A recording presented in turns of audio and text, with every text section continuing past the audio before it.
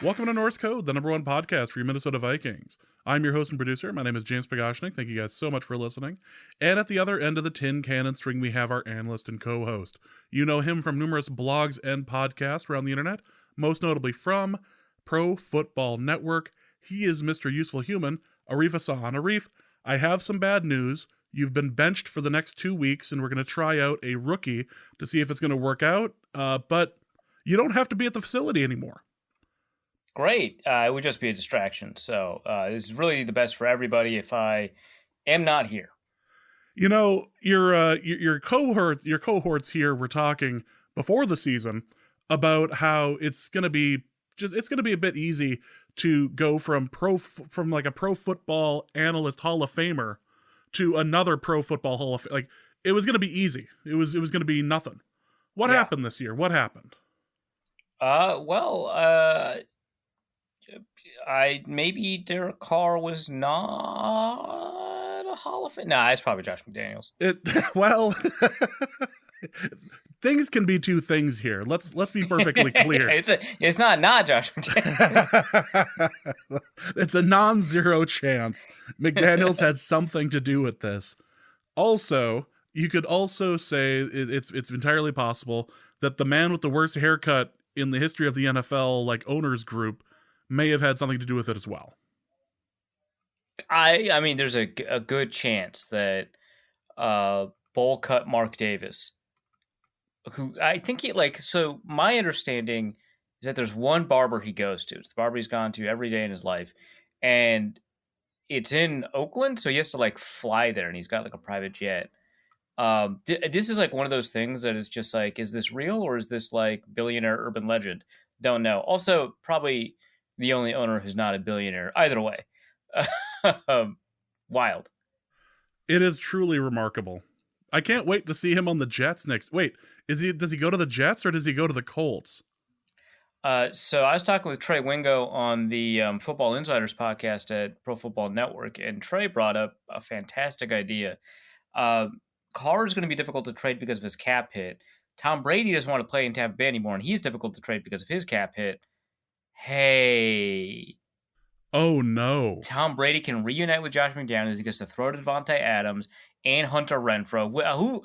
Who does Tom Brady want to throw to more than the best receiver in the league, at least as of last year, a scrappy, route-running, work-ethic-y wide receiver that makes catches he physically shouldn't be able to, and an insane receiving tight end? That's with Josh McDaniels coordinating, right? So you can just do that. Derek Carr gets to throw to Mike Evans and maybe Julio and Chris Godwin, and maybe Scotty Miller if they re-sign him. I don't know. That seems. I don't know if win-win is the right word, but it certainly doesn't seem like a loss-loss. It's something. It's definitely win-win is not something you'd use to describe that. Correct. Yeah, that's I mean, it's either that or he ends up going to Washington, and I can't imagine a situation that would be funnier, really, for either person. It's tough to imagine anyone wanting to go to Washington. That's the one thing. Oh, good news, by the way. Our bet from the beginning of the season, totally in play now. All that Carson Wentz needs to do now that he's the starter is lose twice. Oh, well, no problem. Yeah, this is licensed to print money. We're good. Welcome to this episode of Norse Code. Hope you guys are all doing well. Hope you enjoyed the Christmas show that was posted on Monday. In defiance of God's will, I got that out on Christmas this year. I'm really proud of myself for that one. That didn't happen last year. That waited until the very end of January. So hope you guys enjoyed that. We took a day off, enjoyed ourselves, enjoyed the holiday season, and are back to talk a little bit about the Giants game. Not too much because it's about a week ago now, but we're here to talk a little bit about the Giants. We are definitely here to preview the saltiest of salty games between the Vikings and the Packers. We have, in fact, brought on Justice Mosqueda to talk about that, and we have the mailbag as well. But before we start, once again, thank you for listening to Norse Code. If you enjoy the show and would like to help us financially, you can do that in a couple of different ways. You can go over to patreon.com/Norse Code and help us out there. For $3.50 a month, you can get access to the bonus episodes. Speaking of which, you guys get another bonus episode here in the next couple of days of more clip show stuff. So enjoy that. You can also get access to the Discord and so much more over at patreon.com/Norse Code. You can also go to paypal.me/Norse Code as well and do a one-time donation, or you can go to norsecode.threadless.com and be one of the fine people who this week picked up a couple of stickers, a couple of magnets, and a nice cup with a Reef's face on it, like it, like you should have. You should. Yeah, sure. My brother loved receiving the Norse Code merchandise for Christmas last year. The only gift we gave him. I mean, or not last year, 2 years ago. But yeah, no, it was fantastic. It was last year. It okay. was last year. I know this because I also gave my brother the Areith socks, which I saw him wear exactly once over the last year. So worth it. Yeah, boy, laundry day sneaks up on a person, doesn't it? And before we start, just a couple of quick thank yous from Patreon. To Isaiah Reed, thank you so much. Kyle Slaby upgraded his subscription. Thank you so much. Graham Hardtack Cracker, who apparently is a Lions fan, over on the Discord. Thank you so much for signing up over at Patreon. And Jesse from Brooklyn also upped his membership as well. So thank you guys so much. Again, patreon.com/Norse Code is the best way you can help over with our bonus material and all that coming back to you. So let's talk about the Giants game. For the first 3 quarters of this thing, this was actually a pretty normal game. It didn't really get screwy until the fourth quarter, but we went to the half and my thought was, this is boring. This is happening the way normal games play. What the hell? Yeah, it felt kind of like, hey man, so these two teams have only played in crazy football games. Everything's been taken to the fourth quarter. Everything involves some kind of crazy comeback or some weird grit moment where you talk about how much you believe in the team's heart or whatever. And it didn't feel like that was the trajectory at halftime. It just felt like, oh, yeah, one team is better than the other and that team is winning. That's interesting. Let's, okay. What's going on over there? Let me check out Red Zone. It was very weird because okay, so my concern is that after this season, Vikings fans will have how when you do too much of I'm not going to get into too much territory here, a drug, let's just say a drug that is probably illegal, and your ability to absorb dopamine and serotonin gets blown out, and and you get anhedonia and you can't feel feelings. You know what I'm talking about, of course, James. Clearly, yes.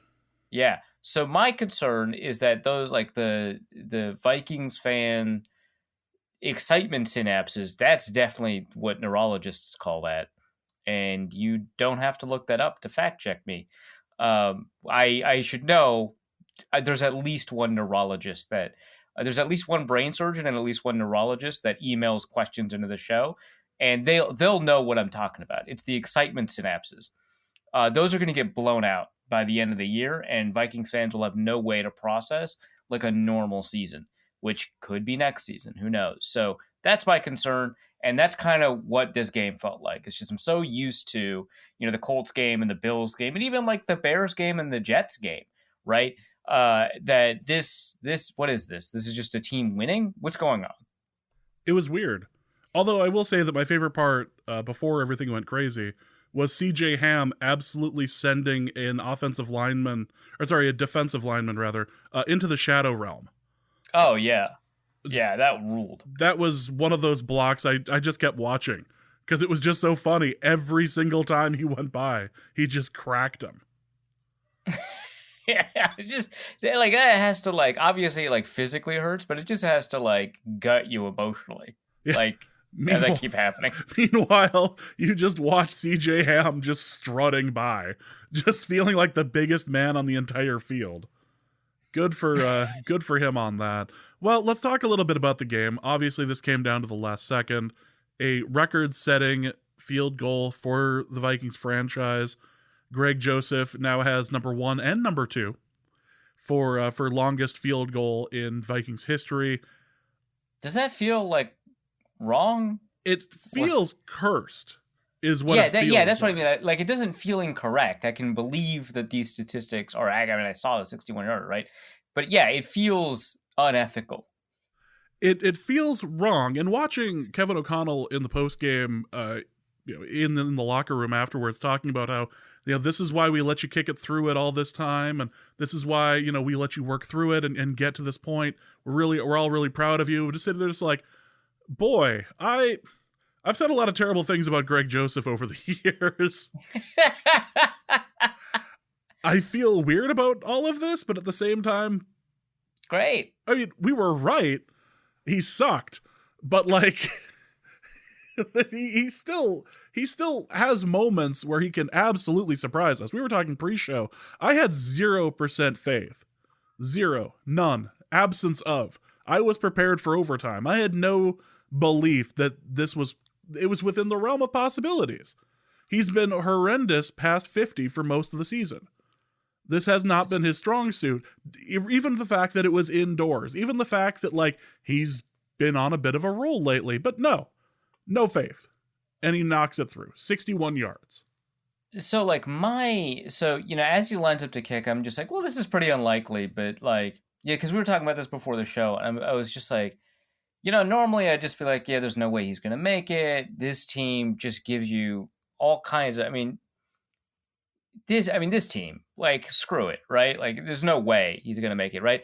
But, that would be previous seasons. Now I'm just like, this team, of course. Yeah, of course he's going to nail it. Yeah. Like, I didn't think he'd get it in, but it's just like, there's no way this would surprise. Any outcome here makes sense. In D&D, I believe you would call this a modifier. Like, there was a little bit of extra thing that we forgot about. There's the little, okay, that's right. Here comes the Everything's rest. Stupid now. Yeah. So add the stupid D10. Yeah, that. Before we talk about Justin Jefferson, before we talk about Kirk Cousins just getting beaten up and down the field, we have to talk about TJ Hawkinson, who had a career day for himself, came down with an amazing touchdown, his second one, but it seemed early that they were determined to get him involved. And it seemed like to the detriment of the team for a little while that this was their goal. It didn't really pan out until like the second, third, and fourth quarter, but by God, they were just forcing the ball to him in the first quarter. Yeah, it was weird, right? Like that it was part of the. I mean, I remember tweeting out at the time, like, Hawkinson's playing an unusual role in this game plan. What's going on here? And then, of course, like all game day tweets that aged poorly and people threw it in my face because that's just how it works. But yeah, I mean, that was so bizarre because at the beginning, like, his catch rate was like 50%, and you're just like, why is this happening? My guess, of course, is that the Vikings saw a matchup that they liked and they wanted to nail that matchup, and they turned out to be right, but crazy, right? Like they were like, hey, both these safeties are undersized. TJ Hawkinson's like 6'5" or whatever. He can jump. We'll just do this. And yeah, I mean, it worked out, but like, it was very unusual to see that begin. It was wild. He was targeted as much as you would expect Justin Jefferson to be targeted, except he wasn't. And Justin Jefferson didn't have like a small number of targets. Nope. Hawkinson just absorbed all of the right, because they both ended up with 16 targets, which, what number is that? Why is that? That's a crazy number for anyone to have in terms of targets. But yeah, I mean, it didn't. So Jefferson ended up with the most receiving yards in the game. Did not feel like it. Felt like Hawkinson dominated the game and Jefferson happened to get a bunch of yards along the way. It was weird, and then it for a little while I thought that if he had the gold gloves on, because Thielen tends to wear the yellow gloves. So, right. I thought maybe he thought that this was Thielen as well. Like, what are you doing? He just saw the yellow flash and he's like, I'm throwing it there. Yep, exactly. It's like, all right, we're going to make this work. No, he was just out there balling for a large chunk of this game. He came up with a career day. We got to talk about how Kirk Cousins was getting beat up, because he walked away with a couple of real good bruises from this game in particular. He threw a couple of passes he absolutely shouldn't have, and it didn't kill him overall but for the end of the game, but for a little while he didn't really help. Yeah. Yeah. I mean, part of it was that like his worst throw turned out to be dropped, right? It was a dropped interception. So it didn't hurt the Vikings in that sense. And I don't know, it takes a lot of the Kirk Cousins that because Cousins played pretty well in the prior two games, right? Really well in the prior two games, like some historically levels of good, right? That, this is kind of like you're worried that he come back to this because throughout the entire season, he's had, accuracy issues, especially kind of in the middle portion of the game. And it felt like that was just the quarterback that you were just going to see the entire time. It wasn't, luckily, but it definitely felt like that, especially kind of in the middle of this game, even the beginning of the game, that Cousins just wasn't able to string anything together, that he didn't look all that great, that the only passes that were working out, really short passes that were able to generate some yards after the catch, but he wasn't putting the ball where it needed to go. And that changed by the end of the game, which, if you listen to certain podcasters, certain people who tend to follow a different team on the other side of the river, it turns out they don't believe the fourth quarter matters. Doesn't mean the fourth quarter really exists, quite frankly, and that any stats that happen in the fourth quarter are fraudulent. Which is not part of the game. No, absolutely not. No. Did well in the fourth quarter. Yeah, it's all right. It's interesting because you take a look at a certain quarterback's fourth quarter statistics, a certain quarterback that had a remarkable season in 2011, that won some big games in 2010, that was drafted in 2005, but didn't start until about 2008, thereabouts. The quarterbacks that fit that category, of course, I'm talking about Alex Smith. Quarterbacks that fit that category and still play, so not Alex Smith, had a remarkably poor record in fourth quarter comeback situations for a long period of time. And the typical defense was, well, I mean, a lot of this is random. It doesn't matter. And also, the best thing to do is to not be in fourth quarter comeback situations, just to win the game outright. And this guy that we love is great at that sort of thing. So you don't have to worry about it. And then in the last 6 years, that quarterback has gotten amazing at throwing Hail Marys and creating fourth quarter comebacks. And now it's an expectation. And that's proof that he's good, right? And this is sustainable. So it's always kind of interesting to see how these things change by the circumstances that surround them. Like, let's say we were talking about, I don't know, a couple years ago, a team that went 13-3, but the statistics told us that maybe that team wasn't as good as a 13-3 record would imply. Now, I would imagine that nobody following that team that had a prominent voice in any media circles or had gotten large in social media of some sort would then go on to argue that none of that matters and that all that matters is your record. I would imagine that they would dream of it. So in the same way that you've been consistent about the way that you treat the fourth quarter, and you've been consistent about the way that you treat wins and sustainability metrics and stuff like that. It's the thing I respect about media is that everyone is very honest and consistent about these takes. Oh, absolutely. Yeah. Absolutely. Yeah. Okay. So the thing about so Cousins, he ends up throwing like 6.2, 6.3 yards per attempt in the game. Like, he genuinely wasn't playing well for a good chunk of the game. Like, his pass rating 108, that's fantastic, or 107.9, that's fantastic. The drop pick plays, I think, a pretty big role in it. The touchdowns, I'm not going to say they were easy, but like a lot of it was like the Hawkinson touchdown. A lot of that's just Hawkinson, right? I don't think the ball was in the right spot for that, right? Cousins got helped with an assist of sorts here. So yeah, I can, like, he didn't have a great game. It's not a scenario where anybody was complaining vocally about his PFF grade this week, right? It was like not an amazing PFF grade, but it wasn't awful. It had a green color next to it, so it wasn't too bad. But yeah, I mean, it was kind of a rough game, but at the end, obviously, he did a great job. I mean, that pass to Jefferson was fantastic. Really good throw, really great catch for the touchdown. I think it was the final touchdown the Vikings scored before yes. The weird I mean, this is after the weirdness started, but before the weirdness started. Yeah, it was that touchdown, and then Saquon Barkley on a fourth down just being let in to score from like 20 yards out. I And mean, that one bothered me so because it's 4th and 2. Like, what are they gonna do? Right? They're gonna run the ball, but the Vikings. So here's I'm gonna finally complain about the Vikings being in man coverage. Here's the thing about like you're switching up the way that you approach these games, and you're running man coverage a lot more. You're blitzing a lot more. You're more comfortable making sure that you've always got multiple answers to the same problem. If you're manned up and they spread you out on third or fourth and short, you need to have some way to account for the run. You just gotta, right? Like, and the Vikings they were outgapped in the run game. Some of it was that they had to play a pseudo box against a stack receiver on the right side of the offense, left side of the Vikings defense.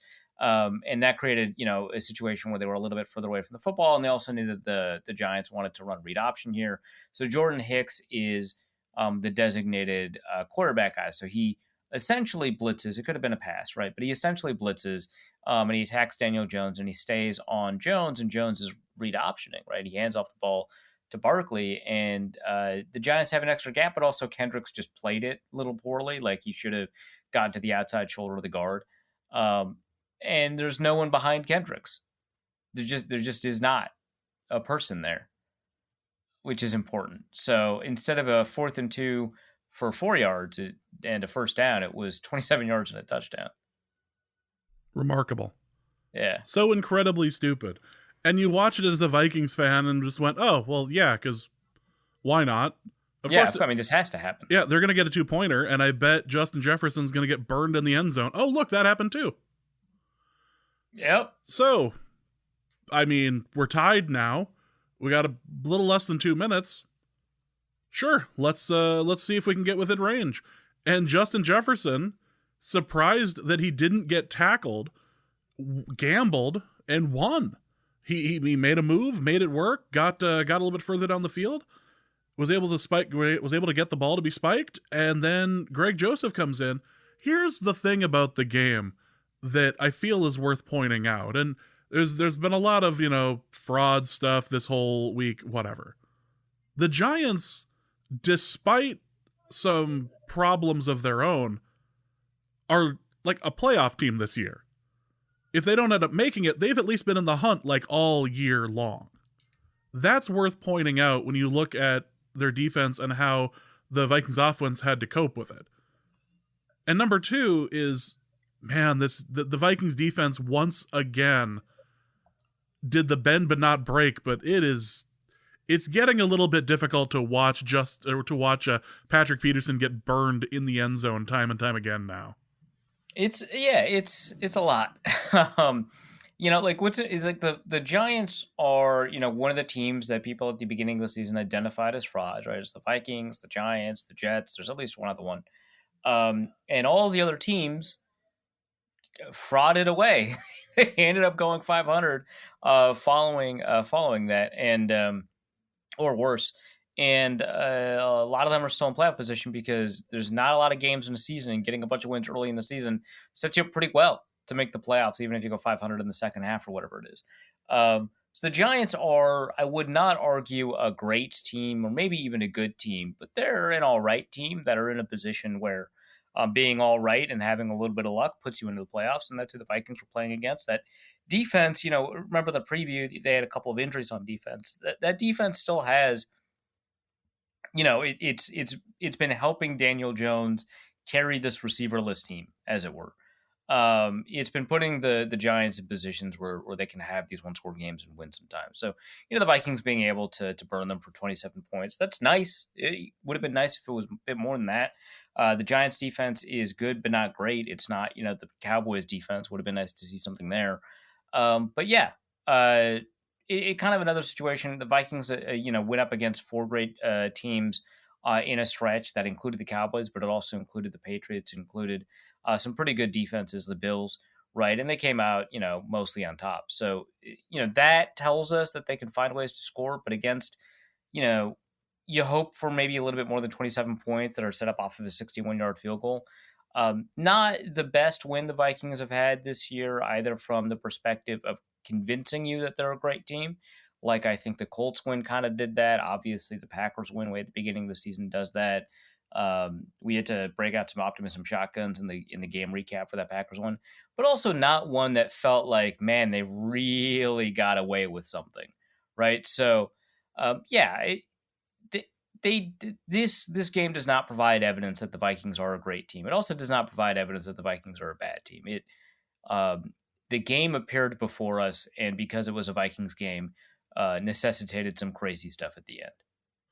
I mean, if you look at it, this is a team that beat the vaunted and apparently immaculate Green Bay Packers earlier this year. Yeah, I mean that's true. Yeah, no, that's pretty good evidence that the Packers are just unquestionably a bad team, and One it with won't mean much when the Vikings beat them. exactly. We've got a great line. I'm not going to spoil it now, but there's a line in the mailbag that just kills me every time. All right, what more can we really add to this? We're about a week out, so we don't want to analyze this game too much, but this was like Dalvin Cook, decent game. Justin Jefferson breaks the record for most. That's right. Yeah. Okay. Yeah. Like So that's impressive. My game recap over at Pro Football Network it goes over. I didn't even catch them all. It turns out goes over all the records the Vikings broke, or I guess most of the records the Vikings broke in this game. So obviously, the career long for Vikings kicker, the most receiving yards and most receptions in was it a single season for a Vikings receiver? Yes. And plus also the most receiving yards and receptions for a Vikings player in their first 3 years, and the most fourth quarter comebacks in NFL history. I think he's tied now with Matthew Stafford if he didn't beat him out, right? Because Matthew Stafford is 8. I think Cousins is 8. So tied for the most in NFL history, fourth quarter comebacks and game-winning drives. I missed like 4 or 5 others, but there were a lot of records set in this game. Justin Jefferson is half of them. It's insane. We are watching just a phenomenal receiver, the likes of which we will not see again for some time. Like, this is the sort of season that you will be telling people about for years. This is the season where nobody can really figure out, outside of the Cowboys? Maybe was it the Lions the first game? Like, yeah, the Lions game 1 and the Eagles game 2 or is it Lions game 1 and the Eagles, right? So yeah. week 2, week 3 were kind of the only situations, and that was like a double team, triple team, and also the Vikings wouldn't throw it to anybody else. So like I guess that counts. Yeah, the Cowboys did a pretty good job. What was interesting about that is that they did not put Trevon Diggs on Justin Jefferson the whole game. That was kind of like sides, or they were keeping Jefferson away from him. Whereas the Eagles and the Lions put their top corner, Darius Slay, Jeff Okudah, onto Justin Jefferson and then doubled on top of that. So 2 different approaches there, but those are the only games where you could say Jefferson, wasn't an overwhelming threat. Yeah, you can't look at this year and say that Justin Jefferson is having a fluke, having a fluke situation when he's getting 100 yards plus, like for 12 games this year, 13 games this year. It's unbelievable what we are watching there. It's stunning. Let's talk a little bit about the defense, and then we'll be done with it. Defense tried their best to give it away a couple of times. Some real questionable calls, including the Saquon Barkley touchdown, but they were also able to get some pressure. It looked like they were dialing up a couple of blitzes that seemed to work.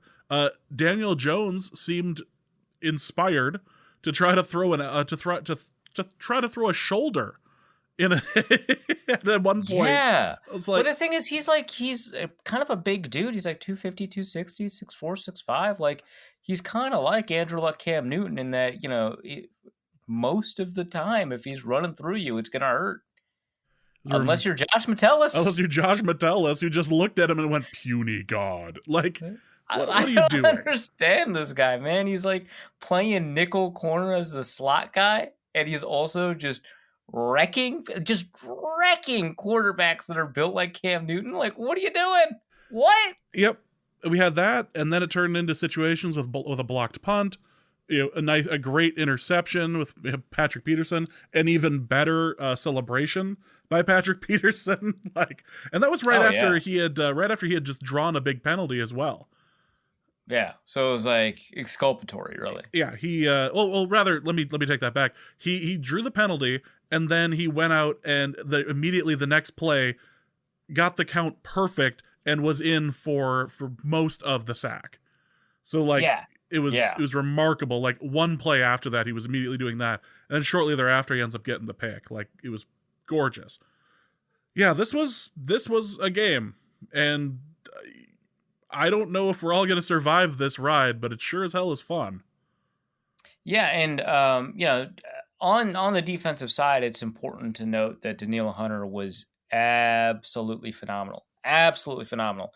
So not only is he in on 3 sacks, so he officially has 2.0 sacks because he split half a sack with Kairos Tonga, he split half a sack with Wanham, and then he also had his own sack. So 2.0 sacks, but he was in on 3 sacks. He had 2 quarterback hits and 4 or 5 hurries, which is just no, it's wild. It's absolutely nuts, right? He had a hell of a game. Zadarius Smith had a great game. Just in terms of like the pass rush of the Vikings, Dalvin Tomlinson got a couple of pressures again. Again, I don't know who this Dalvin Tomlinson is. It's great to see it. He's doing a great job this year. But yeah, the 3 of them had like 18 to 20 pressures. Just out of the 3 of them, that was crazy. So I just wanted to put out that like Danielle Hunter had a game, like what people had been looking for most of the season in both kind of the box score and kind of the behind the scenes, play to play type stuff. It was remarkable. So the Vikings win again.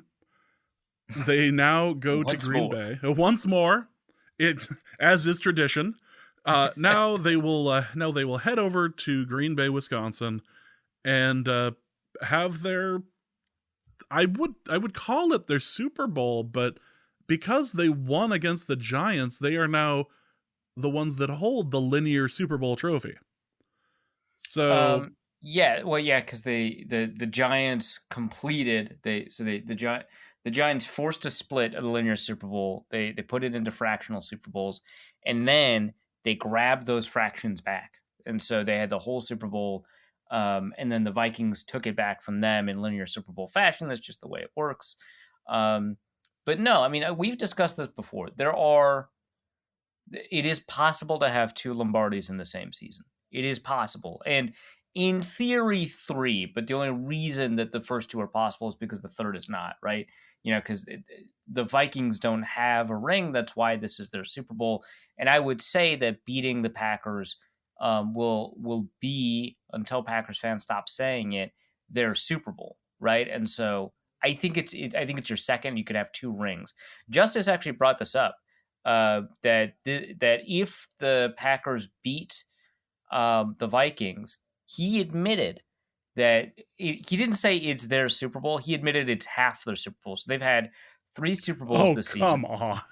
Yeah, no, this is what he says. They've had 3 Super Bowls this season. One was Mike McCarthy. They beat him, right? The second one, I don't remember it at all. I don't listen to Justice when he talks.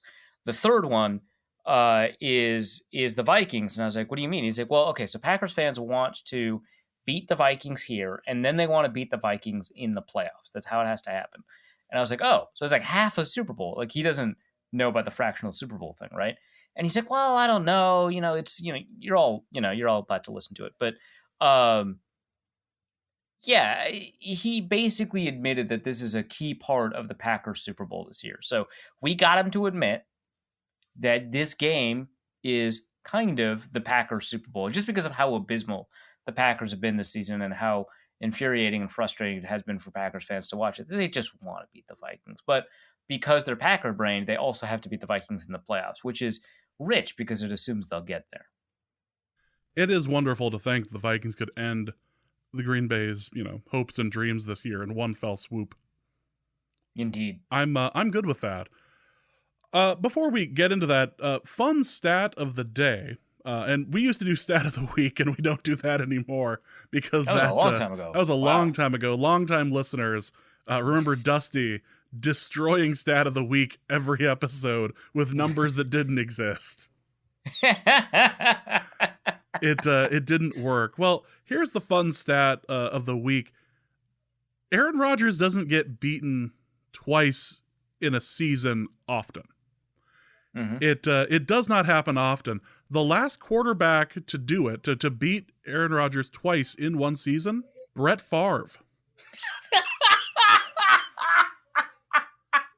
Brett Favre in 2009. That's so dumb. Look back at all of these Green Bay seasons. They don't get swept. Now, you might look at the one where Aaron Rodgers was knocked out of the game. He didn't play in the second half of that season. He had a broken collarbone. He was out. Yeah, changed the defensive rules forever. God, Yeah, it's awful. Brett Favre. There's your ridiculous stat of the day. That's wild. I'm trying to remember if the Vikings won or lost the other game in the year that they've tied multiple years against the Packers now, but I think they lost, right? In 2010, yeah, I believe they lost in 2010. Yeah, but they also had because they also had a tie against the Packers with that Adam Thielen touchdown, right? That was crazy. They had the tie. Doesn't count as the victory, yeah. Right. So in that year. Did they also lose? I'm going to take a quick look. The second game of the year for the Vikings Packers, the Packers won 31-3. Yeah. Oh, yeah. That's the one where Greg Jennings, they figured out the play action stuff, right? Yeah, Greg Jennings got three of the four touchdowns Rodgers threw that day for like 300 yards or something like that. It was ridiculous. That's funny. Yeah, Brett Favre. There's your, again, of all dumb stats. All right, let's get into the interview that Arif conducted earlier today with the least valuable guest of the Norse Code podcast. Here is Justice Mosqueda. All right, okay. This is the intro. We're speaking to Justice Mosqueda because who else would we be speaking to if you're not familiar with who he is? I envy you. Let's get started. It is the Norse Code Fraudcast. With the biggest frauds, the Packers, who will be hosting the second biggest frauds, the Vikings. How you doing? Are we? We're not a good frauds. football team. I think our record matches what our team is supposed to be. Yeah, but you're favored, so you're frauds. I mean, are we going to beat you? Yeah, no, but we'll get into that. We'll get into that. Okay, well, no, okay, hold on. So the Packers took on and beat the Chicago Bears, then they took on and beat the Baker Mayfield Rams, and then they took on and beat concussed Tua Tagovailoa, correct, who threw 3 picks in the fourth quarter that were not caused by the defense, unless you count the concussion as the proximate cause, I suppose. Yeah, that's fair. They scored 33 on the Eagles, the week before that win streak, but I guess we can ignore that. They beat the Dallas Cowboys. No one cares. All right. They can score points now. I'm happy. Yeah. Consistently, they've scored points. Okay, even so against good teams. A big part of that is Christian Watson, right? Is he going to play? So Matt LaFleur, we're recording this on a Thursday. Matt LaFleur in the pre-practice presser said that he was going to practice along with Keyshawn Nixon, their returner, who might be an All-Pro this year. He started too late to be an All-Pro, right? He's All-Pro quality. We'll see. He returns everything, so his stats are gonna be up there. He will return it halfway through the end zone.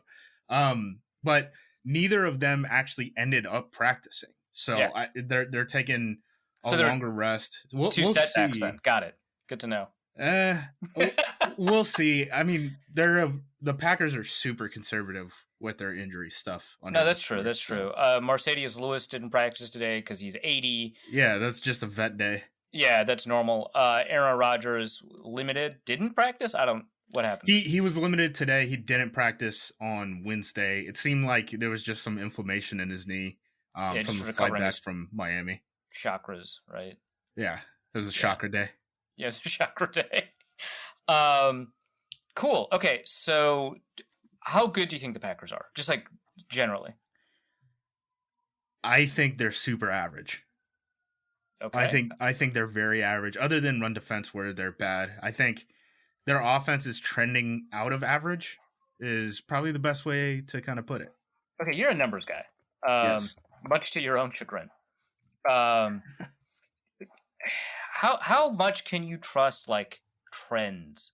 Because I mean, these are all trends in football or short-term trends, and season-long averages tend to play out more than short-term trends do. So, in order to predict a player's performance, you tend to do a better job taking their full season's performance rather than the last couple of games of performance. So, how do you trust that the offense is good? One, I would use a larger sample size of just Rodgers recently. I don't think he fell off a cliff or anything like that. Like, just you could use recent years too. When we were at the XFL, we used a 3-year average. By the way, one season's too small of a sample size in general.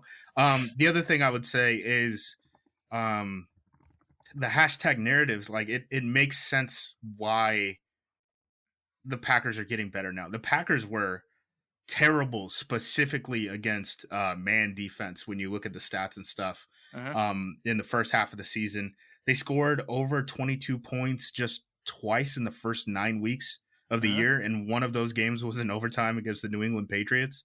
So it doesn't even count. Yeah. And then since then, Cowboys, Eagles, Bears, Rams, Dolphins, what is that? 5 of their last 6 games, they've been able to hit at least 24 points. So that's what makes me optimistic about. Why couldn't they score against the Titans? What's up with that? Also, the Cowboys game was also an overtime game. If we're just counting, they were 28 going into. Yeah, that's whatever. Do you think it lowers your points by 10 points just because you went into overtime? Get out of here. No, I mean the Titans. I have no idea. That game sucked. I can't believe Tannehill threw for 300 yards. What a dumb football game. Yeah. I mean, that's why we're having to fight and scratch and all that stuff to work uphill to even get into a playoff spot at this point. That damn Titans game. How many points in the Cowboys game did they score off of just turnovers? I'm not sure. I know Dak gifted us 1. It was a I can't huge remember gift. Yeah. Let's see. I think the second touchdown was off of one of Dak's interceptions. I believe that. I don't know how sustainable that is, man. One touchdown? Yeah, you got to take that off the board, and then you got to take the overtime off the board. Okay. All right, that's fine. 21 might be able to beat enough to beat Minnesota, though. Hey, remember when this offense was supposed to be good because they hired Kevin O'Connell? What happened? Let's talk about that. Well, the offense is good. What are you talking about? The offense is great. The offense is good? It's fantastic. It's like a top 3 offense. Okay. In the division. in the worst division in football. No, okay, but I mean, you're talking about the offense, and over the past season, and over the past 6 weeks, and over the past 3 weeks, Kirk Cousins has a higher EPA per play than Aaron Rodgers, right? So, like, okay, that's fine. Why is it that you're confident that Rodgers will outscore? He's Kirk Cousins. He's Aaron Rodgers. Yeah. Okay, that's it, because this Kirk Cousins seems to be a lot different, right? Like he's like dead average in all the passing stats. Yeah, a lot different. Last year he was much better than average in all the passing stats, but he also was really poor at situational football. Now he's a god at situational football. He's basically Aaron Rodgers in situations. All right. You do, dude. What is it? 11-0 in close games this year? Yeah, I don't think Aaron Rodgers has ever pulled a record that good in close games. He has been fraud-like in that way a couple times in the past. I think for the first half of his career, he couldn't engineer a fourth quarter comeback. He throws Hail Marys. What are we talking about, Rafe? That was the second half of his career. He's Mr. You gotta listen to the whole sentence, Justice. He's Mr. Comeback himself. Okay, so you're saying that quarterbacks can learn to develop a comeback instinct? No, I think it's completely random, and that's why I laughed when you were like, "Yeah, he's really good at situational football," and I'm like, I don't know. I've seen what's his name, Ingram, the guard, step on his foot like 10 times, him falling backwards. I feel like that's on Ingram, but he will be playing, so that's fair. Yeah. I don't know. I'm not worried about Kirk Cousins at all. I'm worried about Justin Jefferson. But yeah, that's fair. Yeah, league MVP Justin Jefferson. He's definitely going to be winning all the Associated Press's votes for the MVP. What are the odds for him at Offensive Player of the Year? He's got to be up there, right? It's like him and he's got to be Tyreek. the favorite. Let's see. I feel like Jefferson's got higher odds. Let's see. Taking a look at odd. I mean, this is from December 13th, but that's going to be close enough. Yeah. It's Offensive Player of the Year. It's Justin Jefferson, Jalen Hurts, Tyreek Hill. And then Patrick Mahomes has incredibly long odds because he's just going to win MVP. He should. Yeah. As he should. I mean, I have my own MVP takes that we should just take the word value out of the award because it's just a quarterback award. Most player? Just most player? Yeah. Who's more player than Justin Jefferson? It's just like the Wikipedia entries. Like Patrick Mahomes is a starting quarterback for the Kansas City Chiefs. The most player. Justin Jefferson has the best odds. So it's Justin Jefferson, then Jalen Hurts, then Tyreek Hill. I just checked the Week 16 odds. So yeah. No, let's talk about okay, so Aaron Rodgers, tell me about this hand sign thing. What? What hand sign thing? You know what hand sign thing. Just the, like, Shaka Bra thing? No. The hand signals? Oh, hand signals. He made it seem like it was nothing. I mean, the Kalen Kaler article made it seem like it was a lot. And then, right after the article was published, the very next game, Christian Watson misses a critical hand signal. Yeah, the way Rodgers explained that was just like, yeah, Christian needs to know the hand signals. It's a damn hand signal. You should be able to that's what the story is about, the players not knowing the hand signals. Yeah, and Rodgers is like, it's not a big deal. I don't understand. I don't know. I kind of think it's also, I mean, maybe it's a big deal, but like.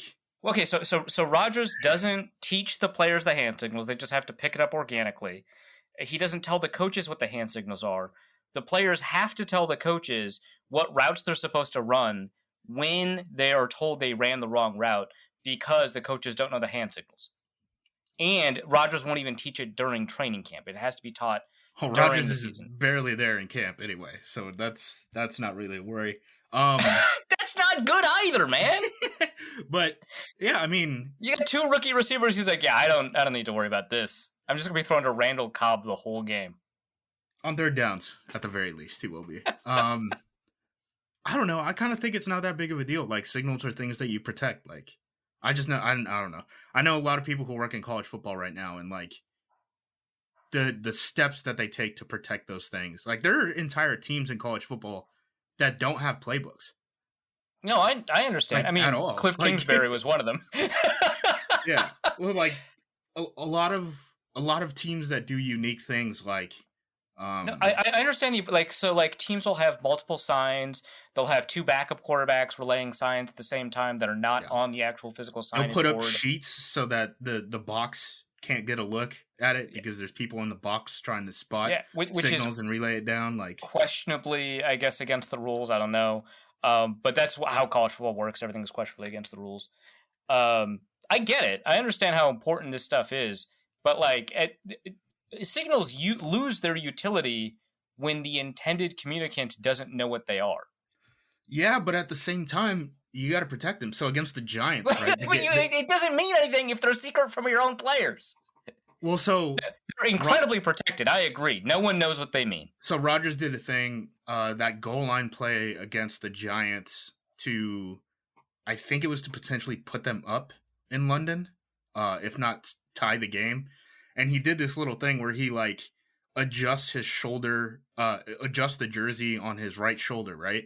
Uh-huh. And you could see every linebacker for the New York Giants throw their hands up at the corner who was isolated on Alan Lazard and let him know, like, hey, this is going to be a back shoulder ball. And then they blitz. I believe it was Xavier McKinney was able to get a PBU on the play, and that's why they lost. And it's because they had seen that on film. So you can make the argument the Packers aren't protecting or changing up their signals enough, right? Well, the signals are like years old. That was also part of the article.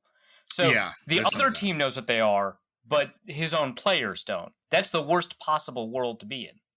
Rookie's got to catch up. So you're saying it's not a big deal. It's just that the other team knows what they are and the receivers don't. That's what you're saying. I'm saying they're going to keep using signals, and it doesn't really matter. I mean, that's kind of my thought on the whole thing. I'm just like, yeah, they use signals. I mean, I'm not going to attack the right. I mean, I understand why it's interesting to hear those stories and stuff like that for, fans and stuff. These So, are named sources complaining about this. yeah. Currently in the building, not even former players. Yeah, that's where I disagree with Rogers when he's like, "This is a hack job" and stuff like. I'm like, "It's a Pat McAfee was like, it's all anonymous sources," and it's like, bro, just like read the first 3 lines. Yeah. Okay, so Aaron to Rodgers. me, I guess it was not that big of a deal because I know that stuff goes on. I guess is the way to put it. All right, so Aaron Rodgers is washed. Let's talk about the running backs: AJ Dillon, Aaron Jones. I don't know, second best running back duo in the NFL behind what the Browns have. Probably Aaron.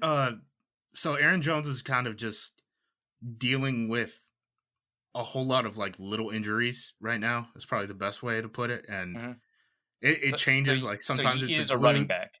Yeah, he's a running back in the NFL. He's a most player candidate, but he's just gotten a little dinged up. So like they really had him on a pitch count last game. AJ Dillon got a ton of looks.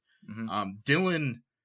We've joked at APC between the Quadzilla and Plodzilla rotation that he's been having. Like some games, he just you could tell like from the first carry too, like if he's gonna bring it in that game or if he's just gonna like slip up in the backfield 3 times. So I'm a little less happy about Dillon's production this year than Jones, who's having a great season. Okay. Patrick Taylor, who's he? He's a really good pass blocker. He was a kid out of Memphis. I don't think he even tested because of injuries coming out. They basically took a redshirt year on this guy who's an NFL back, kind of stashed him for a year because of injury, and that he's been called up and down from the practice squad constantly because sometimes they carry 2 running backs, sometimes they carry 3. He's kind of in that AJ Dillon mold, but you'll see a lot of him on passing downs where he's able to help and chip and stuff like that. He lined up as a wing tight end a couple times in this last game and actually like knocked the piss out of some of these players on, was it a touchdown? I can't, no, it was the big shot play to Mercedes Lewis down the sideline against the Dolphins. Patrick Taylor actually ended up just teeing off and ear-holing a guy in pass protection late, and that kind of gave Rodgers a little bit of time that he needed to throw the ball to Lewis. So he's going to be a contributor. He helps on special teams and stuff too. I think he's just a good ball player. But you said he didn't test? I have his testing numbers right in front of me. Did he test? Yeah. He tested pretty good for a big guy if he did test. He's pretty athletic. You don't even know that. You think he tested? Okay, so he weighed 217 and ran a 4.57. Is that good? That doesn't sound good. At 217? No, that's just all right. I think he was dealing with injuries coming out though. I don't know. He's a pretty good athlete. He's got foot surgery in March, so yeah. So he tested and then he had the foot surgery. Huh. That's always good. Just on a hurt foot. He's a good athlete. We'll see what the pitch count is going to be like for Jones. I mean, that's the big question mark in the backfield coming into this game. 34-inch vert. Great athlete. You're right. All right. Tight end. Okay, wait. Well, hold on. Is Pony dead? Are we still doing Pony? But I think Pony's dead officially. Yeah, I think Pony's dead. They got. Oh my God, man! This Pony thing. I mean, LaFleur contends that they can't have too much in their Pony package because if one of the guys goes down, then they just can't run. Like, he makes it sound like it's a bandwidth issue. Like, if they practice Pony, then they can't use other plays if one of the running backs go down. And I'm like, that makes no sense at all, man. Like, San Francisco runs plays for Debo, right? Like, it's not like, I don't get it. That's the one thing I don't get. Like, if Aaron Jones is out, like, just run your other base play. I guess it's because of the rookies, the rookie receivers, I guess. I don't know. Oh, whatever. Just ask them to block. I'm just happy that they're out of it and they're not just running zone bubble every single play. Yeah. All right. Tight ends, Big Bobby Tonyan, Mercedes Lewis, Josiah DeGuara. Anything new?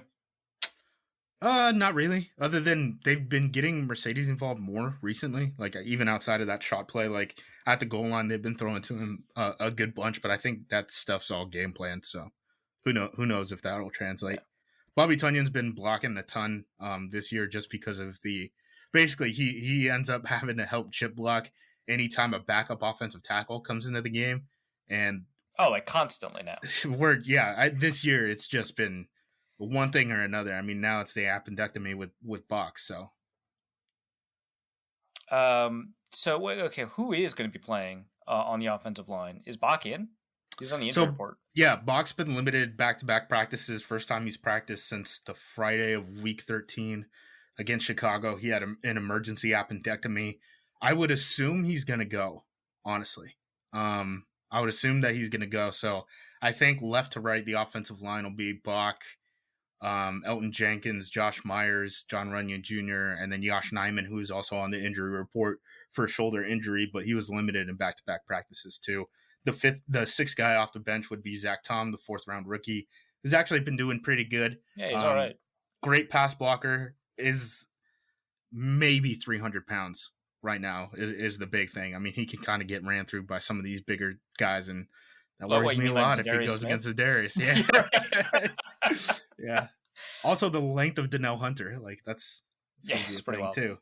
I mean, okay, so we've seen a couple of games of injured Bakhtiari play, and then we've seen a career of him playing healthy. It seemed like two different players. Bach's actually been pretty good when he's on the field, I think. So I don't know if we differ there, but he's been pretty good on. I think PFF's graded him pretty high too, in terms of pass protection stuff. So when Bach's on the field, he's good. That is not the issue. Is he going to be there? Just getting him on the field. Yep. Let me take a look at his PFF grade. Live fact checking, just because I never trust you. That's fair. I shouldn't. Yeah. All right, we got. It's all right actually. He had a. So if we throw away 2021, which only had 27 snaps, it is his lowest grade. His lowest graded season. Yeah. I'm not surprised about that. Has it gotten better as the season went along? The first couple weeks. Yeah, the first week 3, 4, and 5 were pretty bad. Relative. Yeah, the first couple weeks he was a little ginger on that leg, on his plant leg, but since then he's basically looked like Bakhtiari. I'm not really worried about him at all as long as he's on the field. All right, John Runyon Jr. Bad? No, I wouldn't say bad. I thought coming into the year he was underrated probably. Now less in love with him, but he's been pretty solid. The one marked man on the offensive line, I think, in my opinion, is Josh Myers. Yeah, I know that. Yeah. I mean, that's probably who Z is going to go after. Probably Josh Myers. Oh, just wondering about John Runyon because I saw like 4 or 5 games of him looking pretty bad. So yeah, John Runyon has never had a penalty called against him. Okay, that is pretty wild. And he's played like a ton of snaps. Like it's an absurd amount of snaps for as few penalties as he's had in his career. It's kind of crazy. You mean ever in his career? Oh yeah, ever. PFF has him with 1 penalty in 2021. I disagree. I disagree. Let me take a look at the key. Was it maybe declined? It was declined. So he had a penalty call, but it didn't count. Good night. Didn't happen. Wouldn't show up on Pro Football Reference, so another point on the scoreboard for Justice. All right, so you can effectively hide his penalties. Let's talk about this receiver group. So Christian Watson, you do expect him to play. North Dakota Julio, is he all together? Is he good now? I think so. Yeah. I mean, they use him in a pretty specific role to just kind of like beat man coverage. That's the one thing. What's the role? Tell me about it. the role? It's crossers and shot plays. It's crossers and shot plays, and then sometimes like jet stuff. But they've been doing less and less of that. Crossers aren't real. Everyone's running cover 6. Crossers don't exist. All right. Well, when they get man or cover 1, they used to not be able to do anything, and then since the Cowboys game, they've just been running crossers with Watson. All right, so the Vikings have been running a lot more man the past 2 weeks. I think since halftime of the Colts game, which is a pretty important distinction, they're like 4th in the NFL on blitz rate and like 2nd in the not 2nd because the Lions and the Dolphins are crazy. Like 5th in the NFL in man coverage rate. So might happen. You love to see it. Okay, so do you trust super athlete? But I don't know. I'm just going to call him dumb because he's from NDSU and still needs technical work. Christian Watson, very high Wonderlic score, by the way. Or I mean, you can train for that. That doesn't mean anything. Okay. Or super smart, less of an athlete nowadays, Patrick Peterson? I'd like to throw at Patrick Peterson. That's cool with me. I'm not worried about It's that. interesting. The numbers on throwing to Patrick Peterson, they look good for Peterson, and then you watch the film, and it's Yeah, I've seen that Vikings defense. I've seen that Vikings defense. I am not worried about the secondary. I'm worried up front. They're a fourth quarter defense. I'll just say that. All right. We'll see how long you were talking to me about small trends, and then you bring fourth quarter defense. Yeah, you but over the course, it's not a small trend. It's over the course of the whole season. Fourth quarter defense. Okay, it's a whole season trend. All right, sure. Alan Lazard, is he still on the offense? He is still on the offense. He has been doing a ton of dirty work for them. He had like blocking or like 3-yard catches or what? No. A bunch of block. It's weird because he is somehow the blocking guy that like they insert down almost to like a tight end. Against the Dolphins, he had a play where he knocked 3 guys out, like bowling pins on the same pin and pull run, and then they'll also just like throw like chemistry shot back shoulder stuff to him. Like he's the back shoulder guy on this team. That makes me feel like I'm still right about the tight end take then. What tight end take? That he should have come out of college as a tight end. Maybe. I mean, but they split him out. I mean, I think tight ends never do that. That's a good point. I think he's, as far as wide receivers go, he has the best case of like being considered a tight end. Like he's probably more of a tight end than like Mike Gesicki is on paper. Right. So. Yeah. And maybe Darren Waller too, right? Yeah, Waller and probably like Kelsey, maybe Pitts. There's a couple guys, but there's not too many. Pitts is a good one. All right. Romeo Dubs, what's going on there? Really good hands. Just not a very big dude and can kind of get bullied in main coverage. He was kind of the one rut that stopped them from being able to kind of compete when he was being showcased instead of Christian Watson, I think. Because when you play him in man, it's just it gets a little tough. Because in theory, he's supposed to be like a little route runner guy, but he's just so thin that like he's not able to get off press necessarily.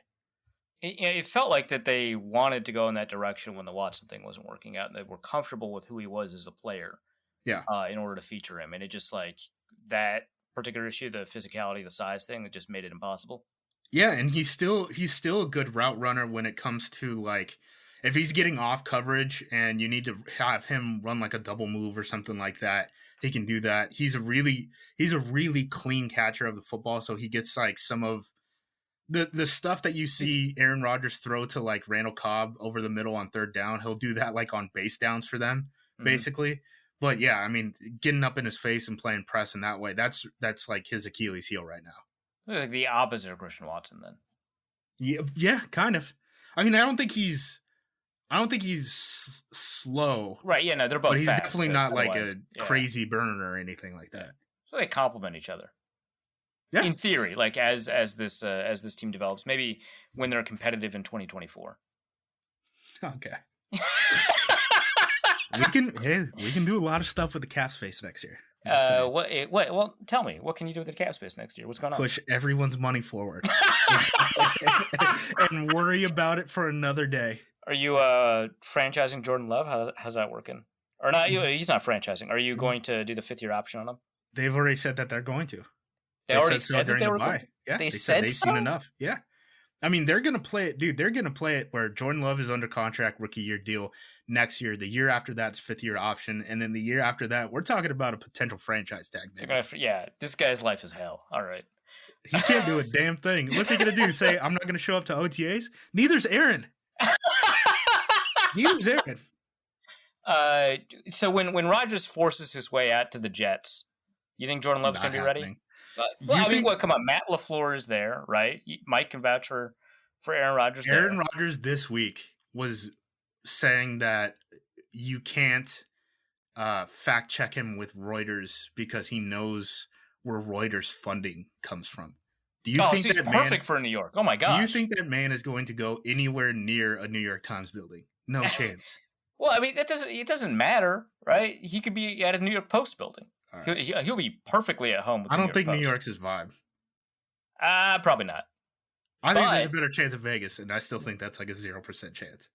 Well, because the Devontae Adams and maybe Josh McDaniels thing. Yeah, we'll see. I mean, Hackett's out of a gig, right? I had New York team's real good though. I understand, and that quarterback's real bad. I get it. It We'll would see. be fun. Plus, I mean, we'll see get if to, Baby LaFleur is even the OC there. That's by the true. end of That's the year. true. But I Like- mean, I don't know. He can show up Brett Favre by actually winning a ring there that Brett Favre Oh couldn't. my god! Well, I mean, it feels like he's been motivated. And then he Brett goes to Favre. Minnesota the year after. Is You this what said you're that- playing for? You said that, not me. Okay. That's a justice invention. But yeah, I mean, why not? I don't want to do this. Well, okay, but Kirk Cousins won't be under contract then in 2024.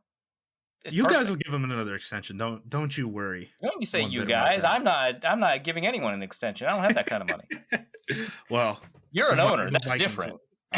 I am an owner. Sorry. Have you sir. received any dividends since then? By the way. No, that's not how this thing works. We can vote. Yeah, I mean, We're buying into democracy. buying it. That's the anti-democracy. A Correct. for-profit nonprofit. All right. Is there anything on the offense you want to tell me? Oh, Samari Toure. Is he real?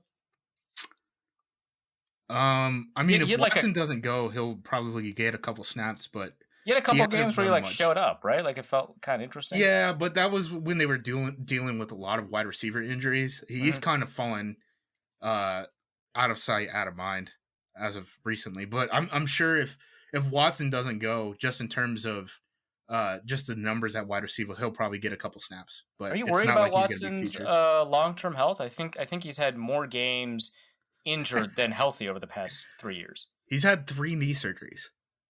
Yeah, that's not good. So yeah, So the answer is kinda. yes. Okay. like kind of a little bit, yeah. All right, so you have receiver Andrew Booth, is what you're saying. Sure. Is Booth hurt again? He's on IR, man. No way. I didn't Yeah. see him on the injury report, so I didn't know. Yeah, Wow. no, he's gone, man. I mean, that was the whole thing with him, man. It was always. Did you hear this after in the presser where he introduced himself after the Vikings drafted him? He was like, "This will be the first time I've started a season healthy since middle school." No way. Didn't he have like You didn't hear about hernia or this like a story? Yeah. kidney thing or something like that coming out? I don't think he had a kidney thing. I mean, don't he had know. like I eight. can't He had remember what it 8 was. things. But yeah, one of them was abdominal, so that's probably what you're thinking about. Yeah, I think that was probably the hernia. I don't know how things work. I learned what an appendectomy was this month. So It's in the okay, whatever. I've seen the questions that you ask, so that actually makes sense. Anything else in the offense you want to tell me about? they can score points. That's pretty much it. No, I don't know, man. That feels we can fake. score points now. We're back. We're That back, feels- baby. that feels and we fake. will never die. And we have the next quarterback. Wait, Jordan That's what I Love? wanted to say. Yeah, he had like 8 passes against the Eagles that looked pretty good. The 8 passes looked good. Yeah, 5th-year option. That's where we're at now, baby. I'm in. I'm in again. I'm Anything excited. there's nothing I can say that can make you look more pathetic than you already look right now. Defense. Devontae Wyatt, is he seeing the field? So he is now. Dean Lowry just went on injured reserve. Oh, that's and right. That's right. Yeah.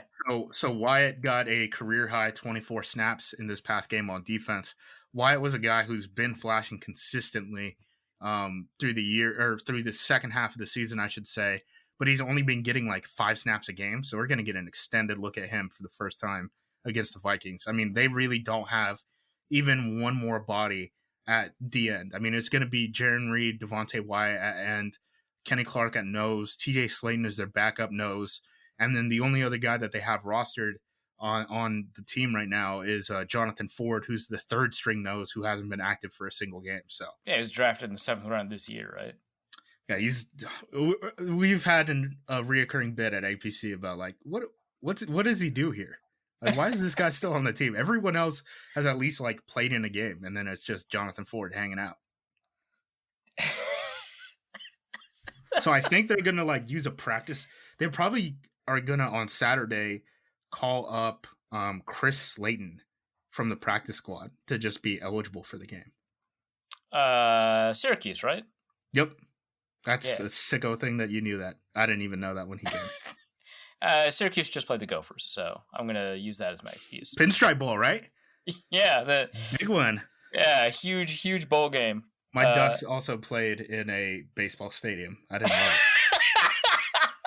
How'd they do? It's always a bad sign when your terrible. college football season ends in a baseball stadium. Like, man, we could have been doing so many other things.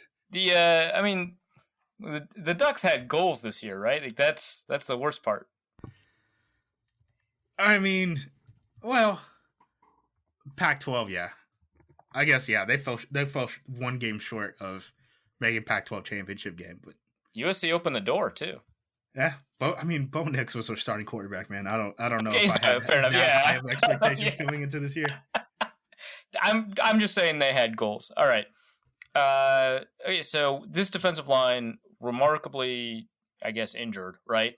Also, can't other than like Wyatt and Clark, and again, Wyatt has been on the bench for most of the season. You could not pay Jaron Reed and Dean Lowry to make a TFL.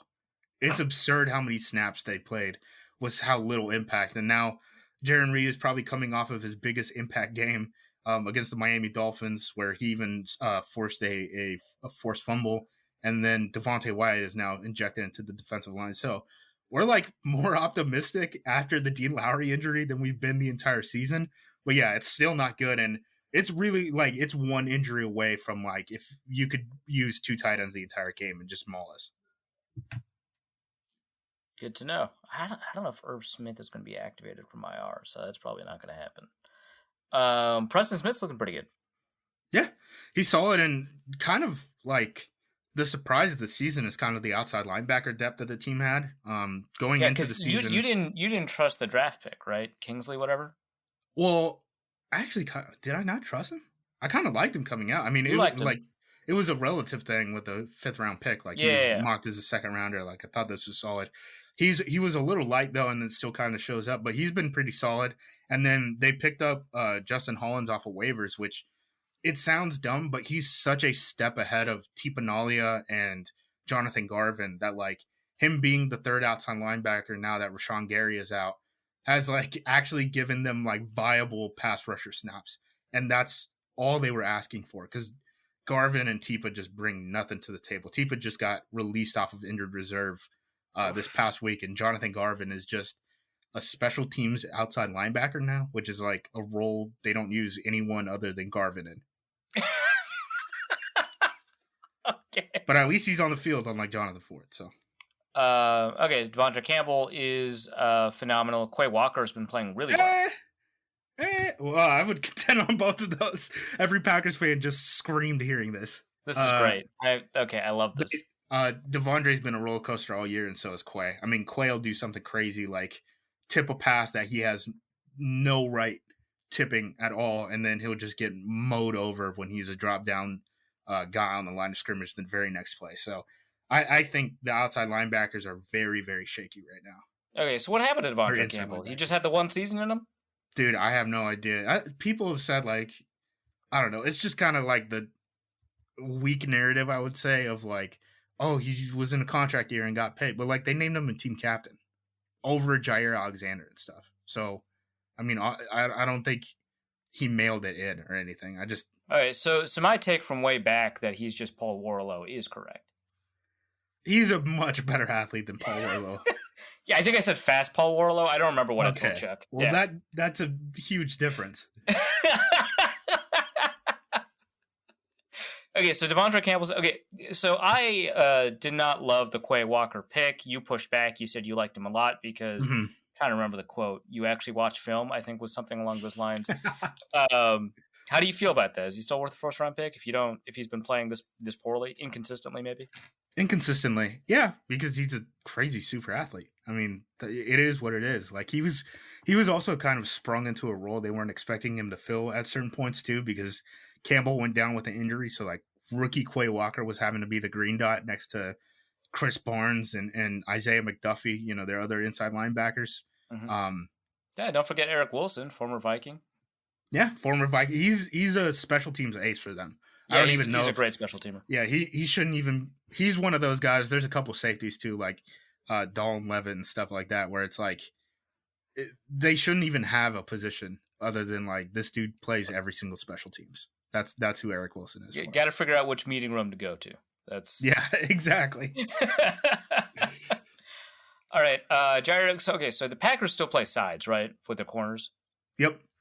Jair Alexander seems to not love this, but he doesn't say that.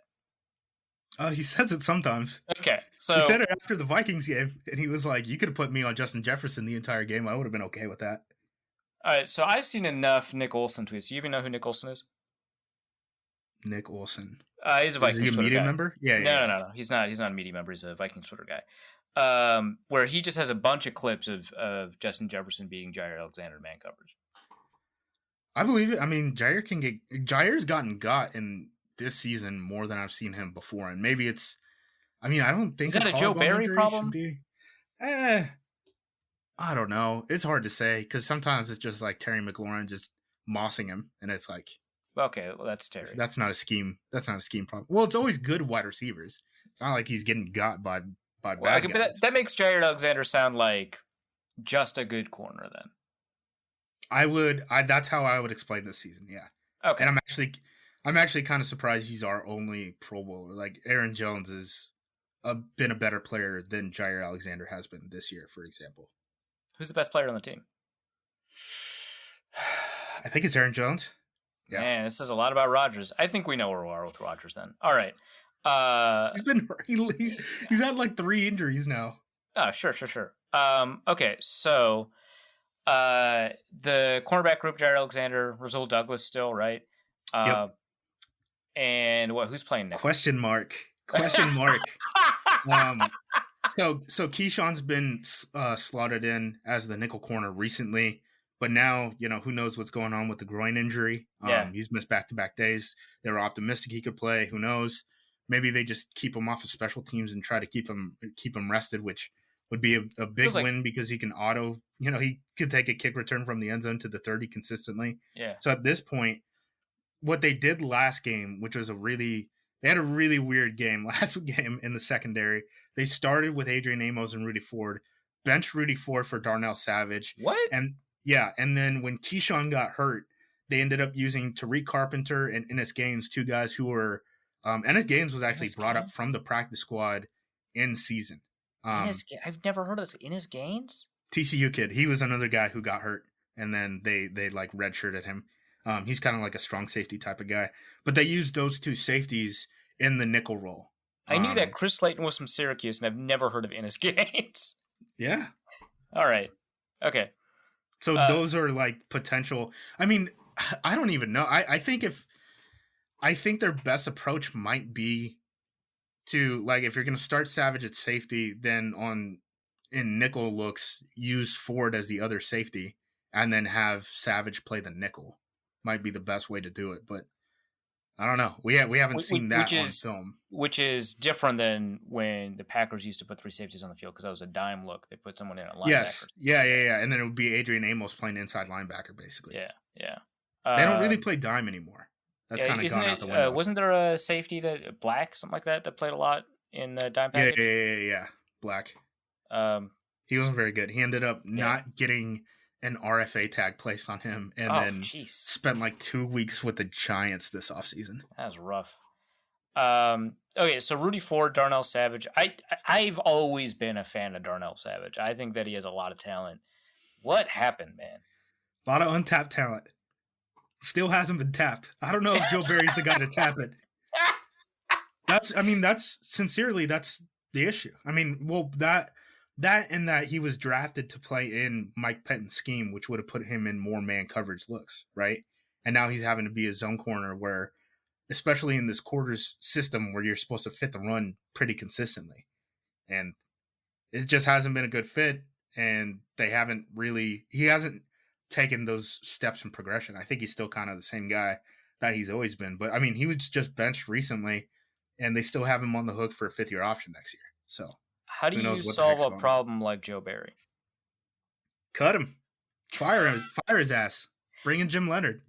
Oh, that's right, Jim Leonard, Wisconsin legend. And he hasn't signed with anyone in college football.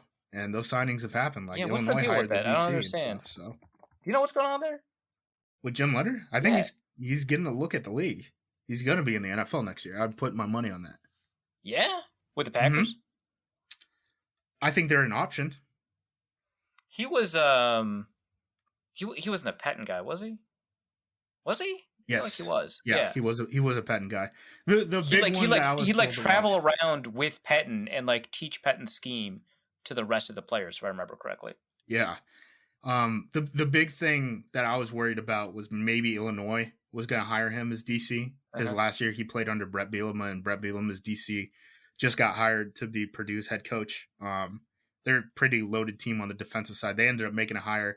So it doesn't seem like Leonard is going to be in college football. He also turned down the Wisconsin DC job when Fickell got the head coaching gig officially. So optimistic that we could pull off Leonard. Leonard was the guy who turned down the Packers the first time. He was their first option when they ended up hiring Barry, which was LaFleur's actual first defensive coordinator hire because they kept Patton and didn't want to buy him out. Yeah, okay, that makes sense. Are you much happier with Rich Bisaccia now than you were at the beginning of the season or at the middle of the season? I think so. Yeah, I think so. They've definitely turned it around. I mean, the fact that Keyshawn is doing a lot too. I mean, fact that that's a big part of it. Yeah, been doing great on returns. I mean, that was the one thing that they really had to worry about. They had a dumb fake punt last game that just went absolutely nowhere, and apparently they didn't have a way to get out of it. Which probably put that in this week. Yeah, that's what LaFleur said in the pressers this week. Probably put that in. I've never heard of that. I've only heard of you get into fake punts when you get the look. Yeah, it was the opposite. And the way LaFleur explained it is they hadn't put a fake punt on tape. So I don't know if it was like if we potentially go on a playoff run or if we need a big play in one of these games at the end of the year, like we got to put a fake on film so that we don't have to like go against like full-blown punt block. So I don't know if that's what it is or what, but that's insane. Like you have multiple games. Yes. Okay. Yes. All right. It was a nuts. It was very ambitious. Who knows if we're ever going to punt again? This offense is too good. Yeah. Outside of that, nothing really to complain about. I mean, Mason Crosby's leg is not what it used to be. He's not kicking through the end zone or anything like that. But I mean, that is what it is. I mean, he just broke Brett's record for consecutive games played last week, and he had he's had some big moments this year. So it's not like they were going to cut him midseason.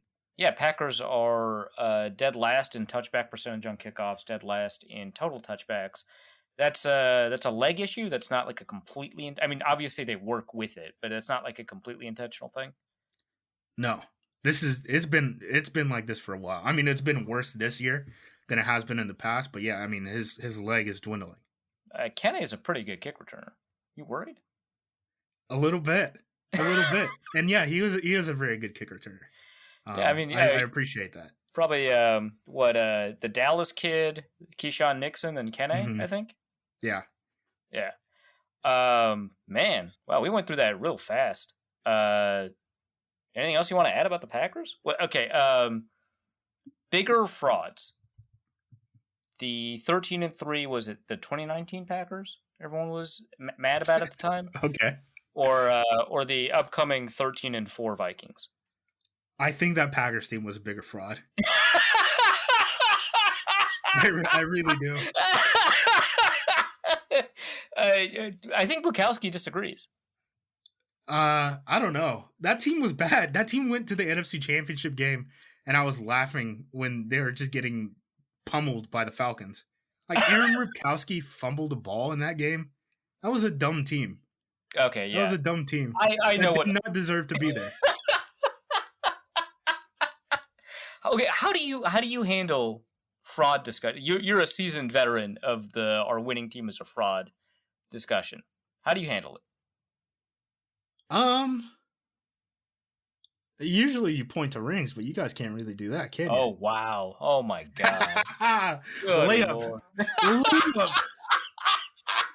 Layup. I want you to know, the only reason Packers fans are even watching games at this point is like, can we sneak into the playoffs and beat the Vikings in the playoffs? Because I feel like if we this make is it your in this, dude, our third Super Bowl. Our third Super Bowl. It was beating McCarthy, sweeping the Bears, and then potentially beating the Vikings like twice in 3 weeks or whatever. That's this is okay. So this is half a Super Bowl ring for the Packers this upcoming game. Yes, it's one step. It's one step toward. It's not even half though, because who knows if we actually get you guys in the playoffs if we make it. But it's a step towards that Super Bowl ring, certainly. Yeah, that's all we got. This team isn't going to win a Super Bowl. This team isn't going on a run. This team is not good enough to do that. But we might be able to be good enough to beat you in your own stadium in the playoffs. And that's what we're happy about. The Vikings have never had an embarrassing loss at home in the playoffs. I don't know what you're talking about. Not once. Not once. All right, score prediction. Ooh. The total was high in this game. And I agree with that, because I don't think either of these teams can play defense. No, I've never even heard of defense. Let's just do like 28-24. That seems easy. Packers. 20-24. So they cover? Because they opened at -4, and now it's been bet down to -3. Yeah, sure. Packers cover. All right. Well, I mean, you're wrong and also stupid. So 28-24 Vikings. Okay. I hate totals, man. I hate totals. I have no idea how to do them. I just stay away because that's how I lose money. I want to talk to you about this Vikings team, though. Yeah. Let's go. Okay. So Garrett Bradbury and Ezra Cleveland are on the injury report. That's your left guard and center. Yeah, and Ezra Cleveland is like kind of good. Is he? Yeah, I mean, he's not awful. So your best, he's what, top 3 lineman then? He's the most important guy who's on the interior? Yeah, if by most important guy you mean best, but I feel like the most important guy is always your worst. That's a good point. Yeah, that is how I feel about Josh Myers. Correct. Yeah, you're right. What has TJ Hawkinson brought you? He's good. Is he? Yeah, no, he's good. I mean, he just had his game, right? TJ Hawkinson had a TJ Hawkinson game. No, he was averaging more receiving yards a game in his final season with the Lions than he'd ever had, despite the fact that the Lions were throwing less than they'd ever had. He just got 109 yards in this game against the Giants. A bunch of really impressive catches. He's right now, he's at 55.5 yards a game, which is still higher than anything he did with the Lions. But what he's primarily, so he's doing contested catches. He's not great at contested catches, if I'm being 100% honest. He's doing red zone stuff. He's actually pretty good at the red zone stuff. But primarily what he does is he gives the Vikings a better underneath option, and they've been running deeper routes with Justin Jefferson. And because of that, like, you know, occupying the safety type stuff, Jefferson's yards per target and average depth of target have gone up pretty dramatically. Don't like that. Don't like the sound of that. So honestly, I want to have an honest discussion about Kevin O'Connell. I really don't have that big of an opinion, other than me joking with you last time we had this podcast where I was like, I don't know, it's the same system, right? Has there been a considerable jump with the offense, in your opinion? I mean, yes and no. So, like, the difficult thing is the offense needed to be in situations to score much more often last year, right? Because of how many times they just gave up leads at halftime, which wasn't happening this year, right? So there's like fewer possessions where you're like always attempting to score through the ball, right? But I mean, the Vikings are still like a pretty good offense. Which is crazy considering how many times you guys have played in close games. Yeah, well, I mean, they start games with leads and they don't like screw them up until late in the third quarters. There's not like a ton of, but they're scoring like 2 points a drive. That's pretty good. So I don't know. I feel like the offense is a little bit better. When you take into account factors like, you know, turnover percentage, that's gone down. It's actually one of the lower ones in the league. When you take into account, like, you know, the scoring percentage is down, but a lot of that is like Greg Joseph is missing, which has been resolved over the past couple of weeks, I guess. I don't know. Kickers, small samples, you know, the whole story there. But yeah, I don't know. I would say that the offense is better. It's just kind of difficult to fully quantify it in ways to compare it to last year's offense. when it comes to the like putting away a lead thing, is it the Shanahan thing where it's like the drive before the last drive? It's just like, oh man, he's gonna run it twice and then throw an incompletion. Like he's his butt's tight. His butt's tight. You could see it with Shanahan every single time at the end of those games, right? Where he's got a 1-score lead and he's just like, you could waterboard him and he would still call in 2 run plays on the first 2 plays of that drive. You know what I mean? Is it one of those type of situations with O'Connell, or what's happening where they can't put away these games? It's less the play calling and more that, again, being 100% honest, I mean, Cousins isn't as good as he was last year. That's just true. He's less accurate. It's true. I don't know. You feel like you've discovered gold, man. You feel like you've discovered El Dorado or something. Oh, man, that's 2 picks. I love it. That's honestly what frustrated me the most is I watched back that Vikings-Packers game. He didn't give a DB a single chance that entire game to make a play on the ball. Not one. It was frustrating because usually we play Kirk and he'll give us a couple opportunities. That game, nothing at all. It was frustrating. I will say this: Cousins has played some of the best football I've ever seen him play over the last 3 weeks. I have no idea what that's about, but over the course of most Small of the sample season, size. yeah, okay, sure. Packers win streak doesn't count. Same thing. But I don't know. Like he's been less accurate. He's been slower to get the ball out on standard dropbacks, but there's been like fewer play actions, so the time to throw is actually better than it was last year, or faster, I should say. But the actual, like, when you account for the factors involved in the play, he's been slower to get the ball out and hit his reads in the right way because O'Connell has extended his reads to try and get more deep shots out there that don't require play action. And he's had a little bit of trouble with getting that entirely within sync in the offense. So the timing is off, the accuracy is off, but he's improvising a lot better than he ever has. That statistically, means that he's a much worse quarterback than he was last year. But it also means 11-0 in 1-score games. I don't know. It's weird. It also means scoreboard, haters. Yeah, that's what it means. But like the thing is, like, I don't know kind of what is sustainability and what's not, right? Because usually the way that you get past a lot of these statistical hurdles when it comes to things like consistency and sustainability, predictiveness and stability is taking a look at what traits are driving them and what traits are repeatable. So, like, for example, play under pressure as a statistic is not very sustainable, but how a quarterback reacts to pressure as a quality or as a trait is kind of sustainable. Right. It's like Zach Wilson spazzes when he's pressured. Like, that's a trait. Yeah. Yeah.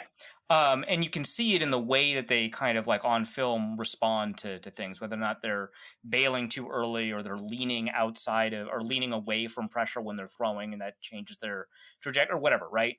And from a traits perspective, Cousins is doing really remarkable stuff under pressure. I've never seen this in my life. I don't know. I was going to say, I've always thought of Kirk and Jared Goff. I mean, I know they're in the division, but Kirk and Jared Goff is the guys, like, if they have a clean pocket, they can put up numbers, right? Maybe it's not like the crazy arm angles or like a strong arm throw or anything like that, but they can put up numbers. It's when you pressure them that things get really funky on them. So, I mean, he's Dad Jimmy, right? Like he's.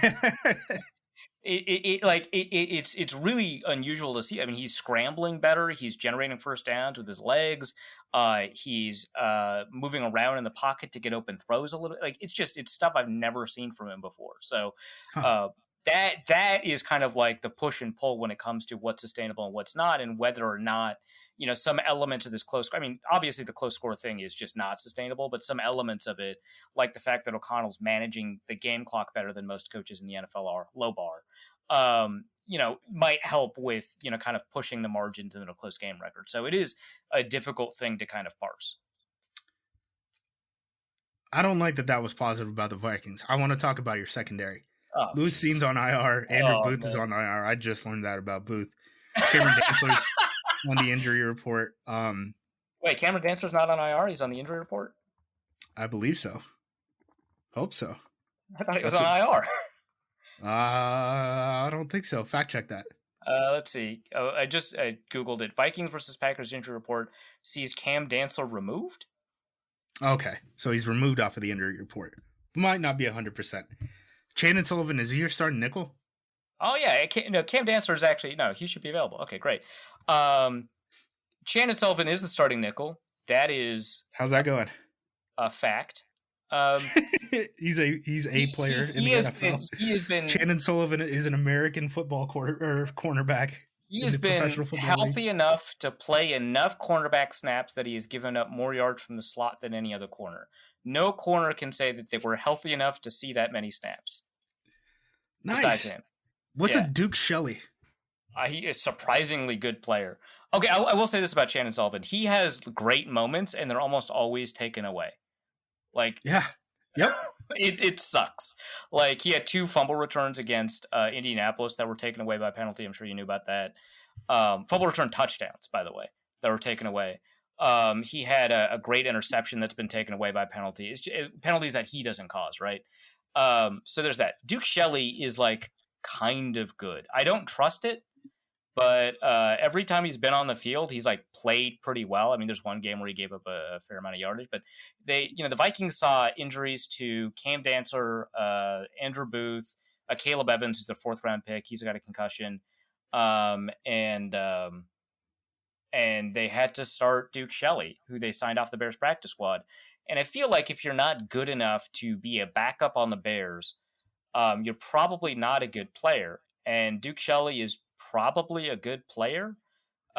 He's done all right. That said, he is the guy that if Aaron Rodgers wasn't targeting Chandon Sullivan all game, which I fully expect, Aaron Rodgers would probably target him all game, and it would probably turn out better than when Aaron Rodgers targeted Chris Boyd all game last year. Okay. All right. Like I don't think he should start, right? But like the fact that he's starting is not as catastrophic as I thought. Last thing, Daniel Hunter, Zadarius Smith. Everyone knows they're good. They're so good, man. Holy crap! Dalvin Tomlinson up in the middle. The one guy I want to talk to, Tonga. Khyiris Tonga. He's pretty good. Dude, I love Tonga. When I was working at Bleacher Report doing draft stuff for him, I was like, dude, this guy's kind of fun. And I knew he was overage and stuff like that, but like he's listed 338. Like most guys his size don't move like that. And then Brandon Thorne actually hit me up one week and was like, your boy Tonga just did something. I was like, what? And he just sent me a bunch of clips, and I was like, Tonga, he's back. What's he been like? You got the Samoan pronunciation down, man. This is great. Dude, he's good. West Coaster, baby. Yeah. So, the Vikings signed him off of, the Falcons practice squad? I always like to pretend it's the Bears because he spent a lot of time on the Bears. But yeah, he spent like a month in Atlanta, basically. Yeah. So I keep saying he got signed off the Bears practice squad so that Duke Shelley and Khyiris Tonga are like connected in that way. But Tonga's pretty good. Like Dalvin Tomlinson was injured for a couple of games, and no one, including the Vikings, trusts that second unit of the defensive linemen. I mean, that first unit is so good, and that second unit is so bad. Right. Like Patrick Jones has his moments, but like honestly, they just need to clean slate. Except for Khyiris Tonga, who like halfway through the season started playing like 10, 15 snaps at the nose because of injury, and has been getting more snaps. And now that everyone's healthy, they just decided, yeah, we'll keep this guy. He's pretty good. He gets pressure. Relatively speaking, he's a nose tackle, but for a nose tackle, he gets pressure. He's a great run stopper. He throws centers around. My God. Like you expect most 340-pound guys to be able to do that, but he does that. And the thing is, when you've got like your standard nose tackle who's giant throwing a center around, like I don't know, Penei Sewell, who's like really, or not Penei Sewell, sorry, Mike Perrell. Why did I confuse the two? Do you do a racism? Yeah, I did a racism. Wow. They both have L's ending their last name. That's what I'm going to say. Didn't Mike Perrell play in the AAF? Wasn't he like a? I believe so. Yeah, he played for the Salt Lake team. Yeah. It's gross that we both know that. It's disgusting. But like he'll take a guy and he'll forklift him a little bit, but it takes a little bit of time. Khyiris Tonga does it fast. He's explosive. Yeah. So I mean, he's fun to watch. I'm worried about that matchup for Josh Myers the entire game. Dalvin Tomlinson, Tunga, and then potentially Zadarius Smith on passing downs. Like, yeah, and I mean Harrison Phillips is having a great season too. He's just not showing up on the stat sheet. I mean, just like a nose tackle, right? But yeah, Tunga. I don't think that you'll want him to play more than like 12 snaps if you're a Vikings fan, just because of the conditioning stuff. But 12 snaps are pretty big.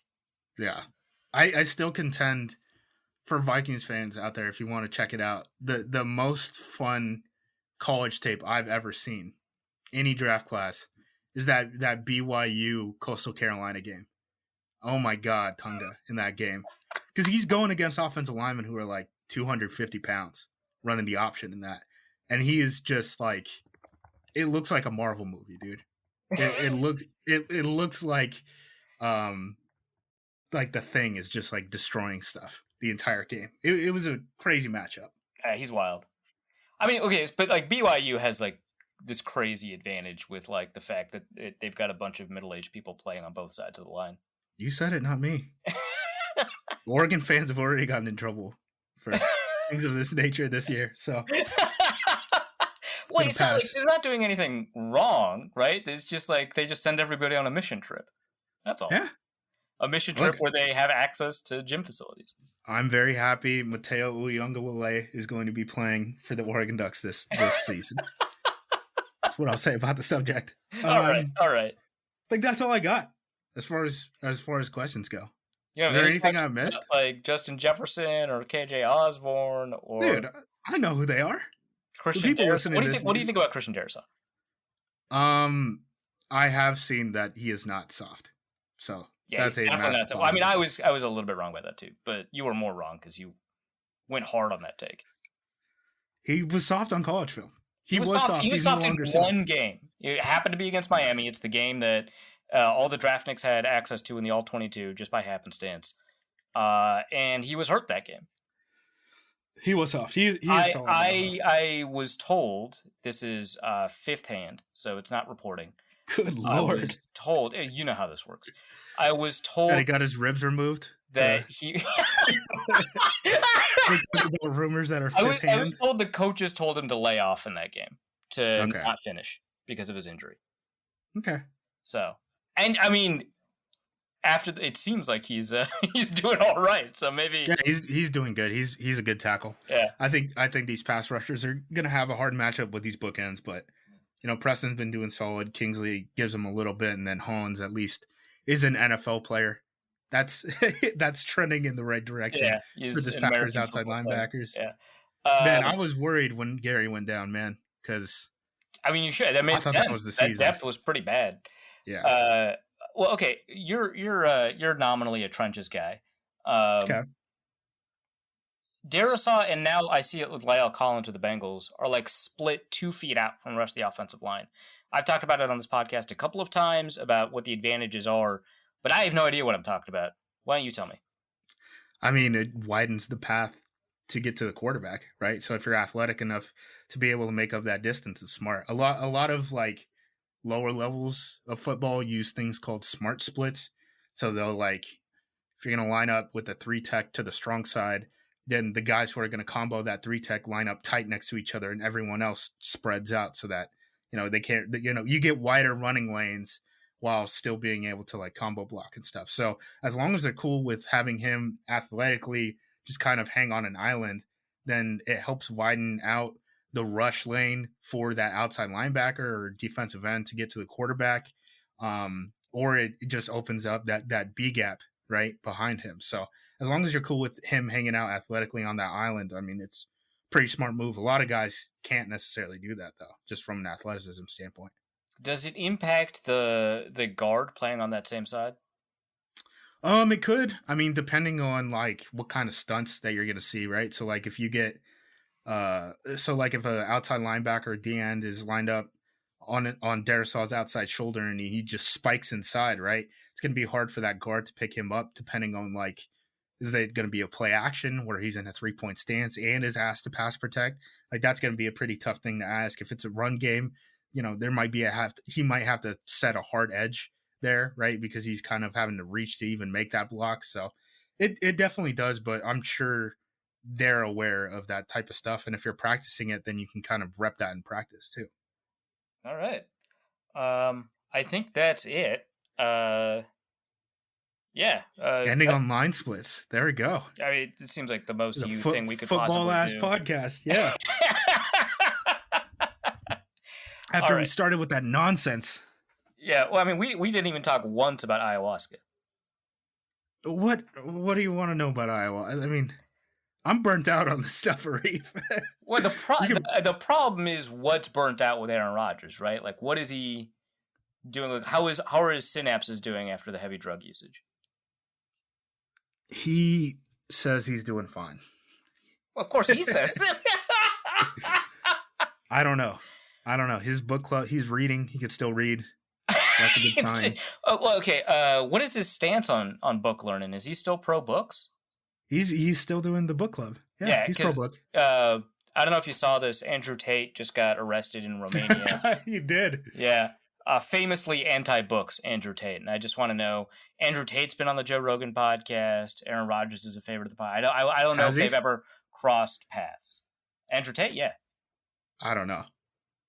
It seems like they're like one degree removed. I could have. see them crossing paths. That's all I'm saying. I don't think Aaron would like him.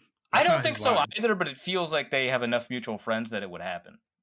Maybe. But they have different vibes. They have completely different vibes. Yeah. All right. Well, okay. We actually ended on a human trafficking allegation. So this is perfect. Good Lord. All right. I tried, guys. Where can people find you, Justice? At JUMOSQ on Twitter, at Acme Packing Company. That's where we write. Try to avoid all this Arif style nonsense. That's it. You can find me on the SB Nation NFL show if you want to hear me talk about the NFL at large beyond the Green Bay Packers. All right, cool. And I'm Arif. I'm at Pro Football Network, Arif Hassan NFL. I saw you had the hot take this week. What was my hot take? Should J.J. Watt be in the Hall of Fame? Oh my God. Okay. SEO goes brr. Yeah, basically. I knew what it was. I just thought it was funny. Yeah. Stephen Ruiz being like, wow, you've convinced me. I was like, all right, I'm just going to mute this tweet. I'm out. It made it to the group chat. That's how. He was the one brave. I brought it to the group chat. I thought it was going to be Bryce. I thought he was going to be the one. It was me. I saw it on the timeline. I was like, I can't believe this. Look, I can't believe you tweeted it out. Look, man, it's JJ Watt. I'm gonna stop the recording. If he's not the first best defensive player I've ever seen in my life, he's the second. All right, thanks for coming in, Justice. I'm stopping the recording here. All right, let's go to the mailbag. And the first question is from the massive Kevin O'Connell fan who asks, what is the flukiest way possible for the Vikings to win this week? So Peter Peter Bukowski has to spend the entire offseason crying about it. I couldn't read it without laughing, but yeah. So okay, Peter's had a week. Yeah, he seems to relish it. I can never tell when people go hard on social media after they get kind of blown up a little bit for their take, whether or not they're posting through it or whether or not they actually enjoy it. I'm going to give him the benefit of the doubt and say he actually enjoys it. Peter and I have talked a lot. We're pretty decent friends. So I don't want to go too hard at him, but he knows what he's doing, and he admits it in the rant that went kind of viral with it was like a 9-minute rant on how the Vikings are frauds, right? And the stuff that he's saying is not foreign to me, right? It's stuff that I've been saying, right? I've been talking about how the Vikings are a substantially different team going forward than their record has been. And I continue to maintain that for the most part, although I do think the last 3 weeks have provided us with pretty solid evidence that the Vikings might be a little bit different now. And, the trades versus stats discussion that Justice and I just had kind of speaks to that a little bit, right? It's that the Vikings have changed in their character in a pretty big way. So the difference, of course, is basically our tone, right? Is that Peter is saying it with like glee and an invitation to make Vikings fans mad. He's openly acknowledged this, right? And I am saying this as like, man, I think this is true and we got to watch it. This is a warning to Vikings fans, right? I'm a little bit worried that the rug's going to be pulled out from under you. And, Vikings fans being Vikings fans are like, look, have you seen us? Like we are standing on the rug on purpose. We know it's going to get pulled out from under us. Please stop telling us that. And it's like, yeah, but you'll get hurt. You'll hit your head. No, don't worry about it. We want that. Whereas Peter's just making fun of Vikings fans. So that's kind of why the dynamic is a little bit different, even though we're making very similar arguments. Someone tweeted at him that he has tweeted more about the Vikings than he has about the Packers this week. If that's the case, I think that is a pretty big L for Peter. But entire offseason crying about it. Maybe, I don't know. It's going to be kind of tough because, the Vikings win in the playoffs and the Packers don't. I mean, that is just tough to front on that. And he did effectively, when we talk about the Packers 2019 season, he did in 2019 defend it. So the way to make it that it becomes really frustrating for somebody like Peter or me is, I think, to do it in a way that is both predictable in a fashion, right? In that this is well within a universe of possibilities. It's a believable narrative you can construct about how the game is going to work, right? And a good and very low frequency, high impact. And a good example of that is not Vikings related would be, hey, if Matt Schaub throws a pick six to lose the game, that's going to be, that's what I'm predicting. And that happens and you're not surprised. But the odds of that, despite the fact that Matt Schaub is like a league leader in pick sixes, right? This might be a reference that's a little bit too old for some listeners, but for a while, Matt Schaub, made the Pro Bowl, was really good, and then next year threw like 80 pick sixes. I don't really know what that's about. I mean, I know what it's about. He threw short and he was giving tells and stuff like that. And you throw short and you give tells and cornerbacks pounce on it. But pick sixes are pretty rare, and throwing 6 in a season, which is I think what he actually did, means that in most games you're not throwing pick sixes. And in one game he threw at least 2. So there's like 11 games where he didn't throw a pick six. But you predicting that and that happening makes it feel like that's just a part of the character of who he is. So if it's predictable in some way, but it's low frequency and you can't really make it a part of the way that you evaluate teams, if that happens, that I think is the most frustrating, right? Because if it is something as like benign as like a safety, right? Pretty rare score. These things don't happen often, especially if, like, let's say it's a safety off of like it happened in the Super Bowl. The intentional grounding penalty that Tom Brady took in the end zone was a safety, right? That's not like predictable, right? And it is also an example of a thing. And safeties are worth functionally more than 2 points because the defense that quote unquote forced the safety also gets the ball back. That team gets to score again because it's a free kick instead of an onside kick. You're much more likely to score at least 3 points. So safeties are worth like kind of 5-ish points.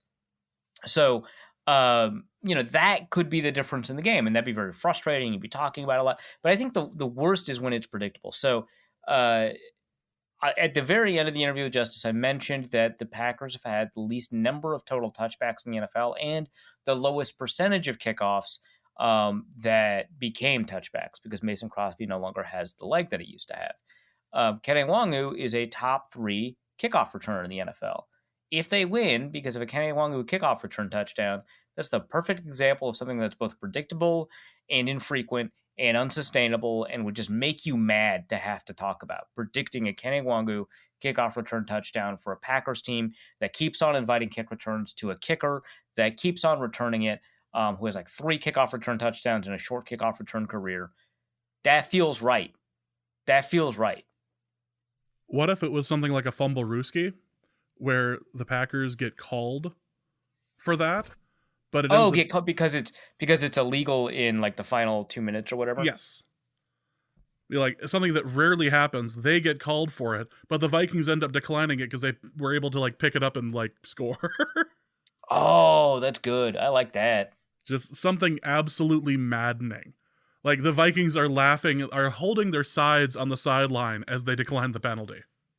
Right, so it'd be like a holy roller more than a fumble Rooski, right? Yes, because like they would be tapping it forward, and that's what I was thinking of. Yes, the holy roller. Yes. Yeah, the football history is stupid. Also, in addition to the Vikings being stupid. The other day, somebody asked me where the term sack came from, and I had to sit there and went, I don't remember where that came from. So I actually had to Google it. and it was Deacon Jones. Yeah, Deacon Jones takes credit for inventing the term. Yeah, Yeah, like I mean, he takes credit for a lot of stuff, but it's not like he's wrong about a lot of things. He's Deacon Jones. He's allowed to do such things. Yeah, right. Exactly. Are you going to argue with Deacon Jones? No. Yeah, I think not. his phrase was like "take him down like a sack of potatoes" or something like that. Like that's like the sacking of a city. Okay, that's way more epic. Yeah, I like that. That he works in this context. Let's go to in 12 p.m. Kirk Cousins we trust. Oh God. I mean, I do.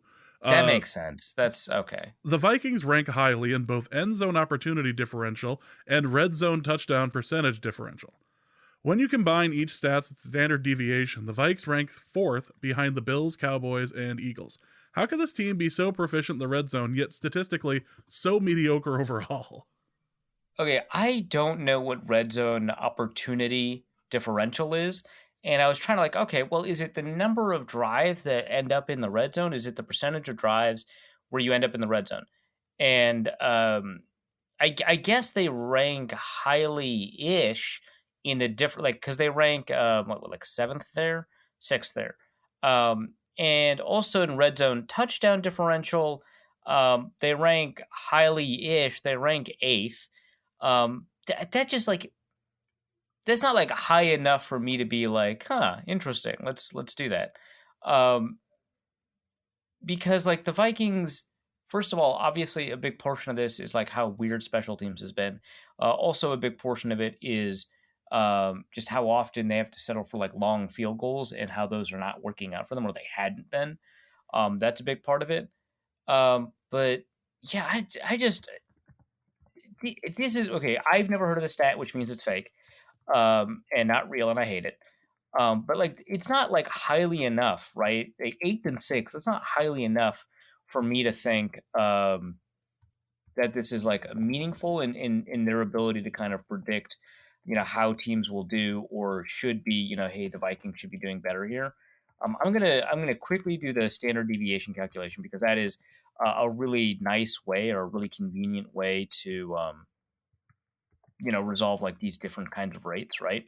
But man, I kind of hate the stat because it doesn't make any sense to me. How often a team gets into the red zone does not tell us how good a team is at generating offense by itself, because a lot of it could be dependent on field position because it is a field position stat. Let's see, add these standard deviations together. So if you, for example, start off on the 40-yard line versus start off on the 25-yard line, your ability to get into the red zone is pretty easy. But if you have a low yards per play or low drive success rate or whatever, that's still not going to tell you if that team is any good, right? So I don't know. This one is tough. I'm adding the standard deviations right now. Let's see what we got. So at the top, we've got the Buffalo Bills and the Dallas Cowboys, teams that you'd expect to be at the top. Kansas City Chiefs are probably magically up there despite having a bad defense. Well, they're ahead of the Kansas City Chiefs. Okay, so the Vikings rank 5th in the standard deviation, right? Buffalo Bills, Dallas Cowboys, Cincinnati Bengals, Philadelphia Eagles, San Francisco 49ers, Kansas City, and is that the Chargers? Yeah, it's the Chargers and the Lions after that. Yeah, I mean, it seems to correlate with teams that have done all right. It might be a retrospective statistic because it's just basically scoring. But yeah, I don't know. Like, it just feels like it doesn't tell us about all of the margins that occur when it comes to calculating like field goal probability or the ability to kind of turn the ball around and generate good field position on your own. Yeah, I don't know. This statistic doesn't seem real to me. I'll investigate it later, but it might be an example of the kind of things we're talking about with sustainability, because red zone touchdown percentage is itself a very unstable stat. So it could explain why the Vikings have the record that they do, but it might not provide us with predictive analysis on how the Vikings are going to do going forward, right? Because again, red zone touchdown percentage, very unstable. The ability to get to the red zone is a little bit more important. The Vikings don't rank as highly there, but one worth investigating at least.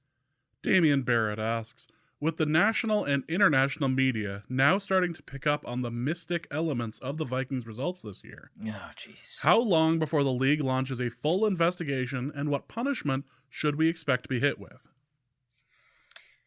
Okay, the league's not going to launch a full investigation because they refuse to acknowledge the existence of magic outside of any narrative-driven stuff like, how magical the 2009 New Orleans Saints team was or whatever, right?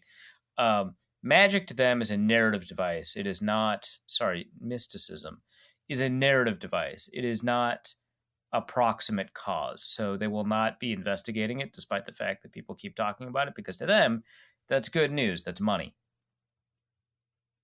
So the punishment then becomes a Kevin James movie with Kevin O'Connell? Yeah, the season that Kevin O'Connell is suspended. Yeah. Yeah, that's... seems like that's coming. Let's go to Ollie, who asks, how does Jefferson's first 3 years compare with the best 3-year stretch of all-time great wide receivers? All right, so I took a look at... So I grabbed the top 600 wide receiver seasons in terms of total yardage to get a look at, the greatest wide receiver seasons in 3-year stretches in history, right? So I was able to find that Jefferson's 4,772 yards over the course of 3 seasons. That ranks, I wanted to say 6th. Let me resort this because it just did something wonky. But that ranks 6th all time among all 3-year stretches. So number 1 is the Calvin Johnson 2011 to 2013 stretch. That also includes the 1,964-yard season. That's not surprising anyone. Number 2 is Antonio Brown 2013 to 2015. Those are the only 2 3-year stretches that have cracked 5,000 yards. So Antonio Brown, 2013-2015. Then Julio, 2014-2016. So they were really duking it out there. Then Jerry Rice, 1993 to 1995. Then Antonio Brown again, 2014 to 2016. And then Justin Jefferson. By the way, Antonio Brown also shows up in 10th, 2015 to 2017. So that Antonio Brown stretch from 2013 to 2017 includes 3 individual 3-year stretches that also appear in the top 10 of top 3 receiver seasons of all time. Calvin Johnson appears in the 2010 to 2012 scenario, so that's another overlap.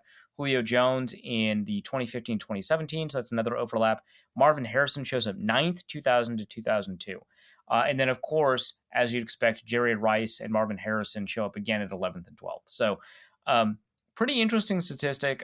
This is not like a super accurate one because it very well could be possible that, in the 10 to 15 range, one of the seasons that were produced were not one of the top 600 wide receiver seasons of all time. And so they don't get counted at all until they get pushed down the list artificially. This wasn't exhaustive. I also wanted to take a look at it in terms of yards per game because the year Julio ranked 3rd only had 45 games, while these other ones had 48 and 47. So I looked at it by yards per game, and in that metric, Jefferson ranks 11th. So you've got Calvin Johnson, then Julio, then Lance Allworth, who played in a bunch of 14-game seasons, and then Antonio Brown twice, then Julio, then Antonio Brown twice, then Antonio Brown once, then Calvin, then Lance Allworth, and Jerry Rice, then Justin Jefferson. So that, I think, is a pretty great list to be in. Also, when I was compiling this pre-show, I had to ask James, hey, do you think Antonio Brown makes the Hall of Fame? And boy, is that a question. Yeah, that was just like, I mean, yes, question mark. Terrell Owens made it, but Terrell Owens didn't walk off the field in the middle of a game, take his jersey off and go shirtless off in the middle of a Jets game. He also didn't do 3/4 of the things that Antonio Brown is alleged to have done. Plus, he's managed to try to out Brady twice on a couple of things and failed both times to make him look worse. Yeah, which is great. Like the leaking of the text messages, and all the text messages were like, "Hey, man, this guy seems to really care about you." I mean, that's a text that like a good friend sends. Like, wait, do you think this makes Tom look bad? He might turn the most into you would have ever seen. He might turn into the best wide receiver of all time to never make the Hall of Fame because of his idiocy. Yeah, I guess it's just like wild, especially like, can you imagine, right? Like 30 years from now, some like kids looking up all these stats and like, Antonio Brown, I've never heard of this guy in my life. What's going on? This guy had a really dominant stretch from 2013 to 2018. What an incredible receiver this guy was. I mean, he outpaced one of the greatest receivers of all time, Julio Jones. At the same time, no one's talking about him. What happened? Hey, Dad, can you tell me about Antonio Brown? Oh, do you want to know about like the feet that that got torn off in the cryogenic chamber, or the helmet that he needed to wear that required a movie set? Like, no, I'm talking about the receiver. Yeah, and so am I. Yeah, do you want to? Oh, well, there was this one time that he toe tapped in a Super Bowl, and it was one of the most remarkable catches of all time. And there was also this one time that he was involved in a police standoff for multiple days. Yeah, they called it a hostage situation. It was weird. Same guy. Yeah. Yeah, the question of whether or not he makes it into the Hall of Fame is a really interesting one. I think that one is far more interesting than the Patriots one, than the Julian Edelman question. Because the Julian Edelman question is just semantics. Here, you have a real debate as to what is going on. It's like kind of not resolvable because it just fundamentally speaks to your view on how voters should approach the Hall of Fame. And it's like that one's a difficult one to like duke it out. Because every football writer who is going to be able to like vote on this has probably had to write an Antonio Brown is an idiot column at least 3 times. Yeah. So yeah, and like at one end you've got like your Peter Kings who are just like, yeah, I just vote for on the field. I would have voted for Darren Sharper if he was just a little bit better. And you're like, Darren Sharper, the guy that got like convicted on 17 counts of sexual, that Darren Sharper? The guy who was you would have voted for him. You didn't have to say anything, states. Man. Yeah, the guy who was sent to multiple states in order to be like charged and like got and like proven guilty in all 4 of the states, and then got a federal charge on top of it. Yeah, that guy. Peter, you didn't have to say anything, man. All you had to say was going to come up. Yeah, nobody. he wasn't even going to make the short list. Don't worry about that. Yeah, what are you doing? Save those takes for Roethlisberger. Save those takes for when Roethlisberger makes the short list. Yeah. So you got Peter King on the one side, and then you've got like people that are like, we should probably not honor bad people on the other side, which I realize I'm stacking the deck by framing it this way, But yeah, man, it's weird. It's weird. There's a lot to take in there. Let's go to Samuel, who asks, with our 3rd and final bye week of the season, I think it's appropriate. If it wasn't such a curse, I would name this the 3rd bye week. I think it's appropriate to look towards the offseason. With the wide receiver market being expensive, is it better to have a top 5 tight end or to obtain a top wide receiver too? Also, how should the Vikings approach this situation, especially considering it is the 3rd and final bye week of the season? God, come on, man. That's tough. I look, if I call it that, it's just going to get clipped and sent to justice. I can't have that. Wide receiver market being expensive, it's still better to get a top wide receiver 2 than it is to have a top 5 tight end, generally. Now, if like the top 5 tight end is Travis Kelce or Rob Gronkowski in his prime, that's different. But if we're talking like Darren Waller-ish, which is like it's like 5th, right? If we're putting Kyle Pitts, Mark Andrews, and George Kittle above him, I mean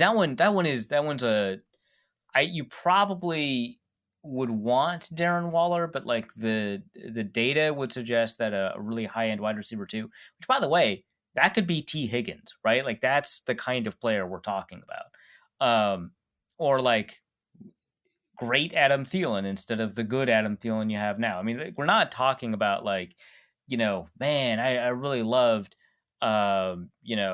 Jarius Wright. Like, that's not what we're talking about. We're talking about like these really high end, like, what Jalen Waddle's been able to do, what, T. Higgins has been able to do, what I guess I would call DK Metcalf the second receiver, even though that's just kind of not what the archetypes would suggest. DK Metcalf's been able to do. Like, that's high end wide receiver too.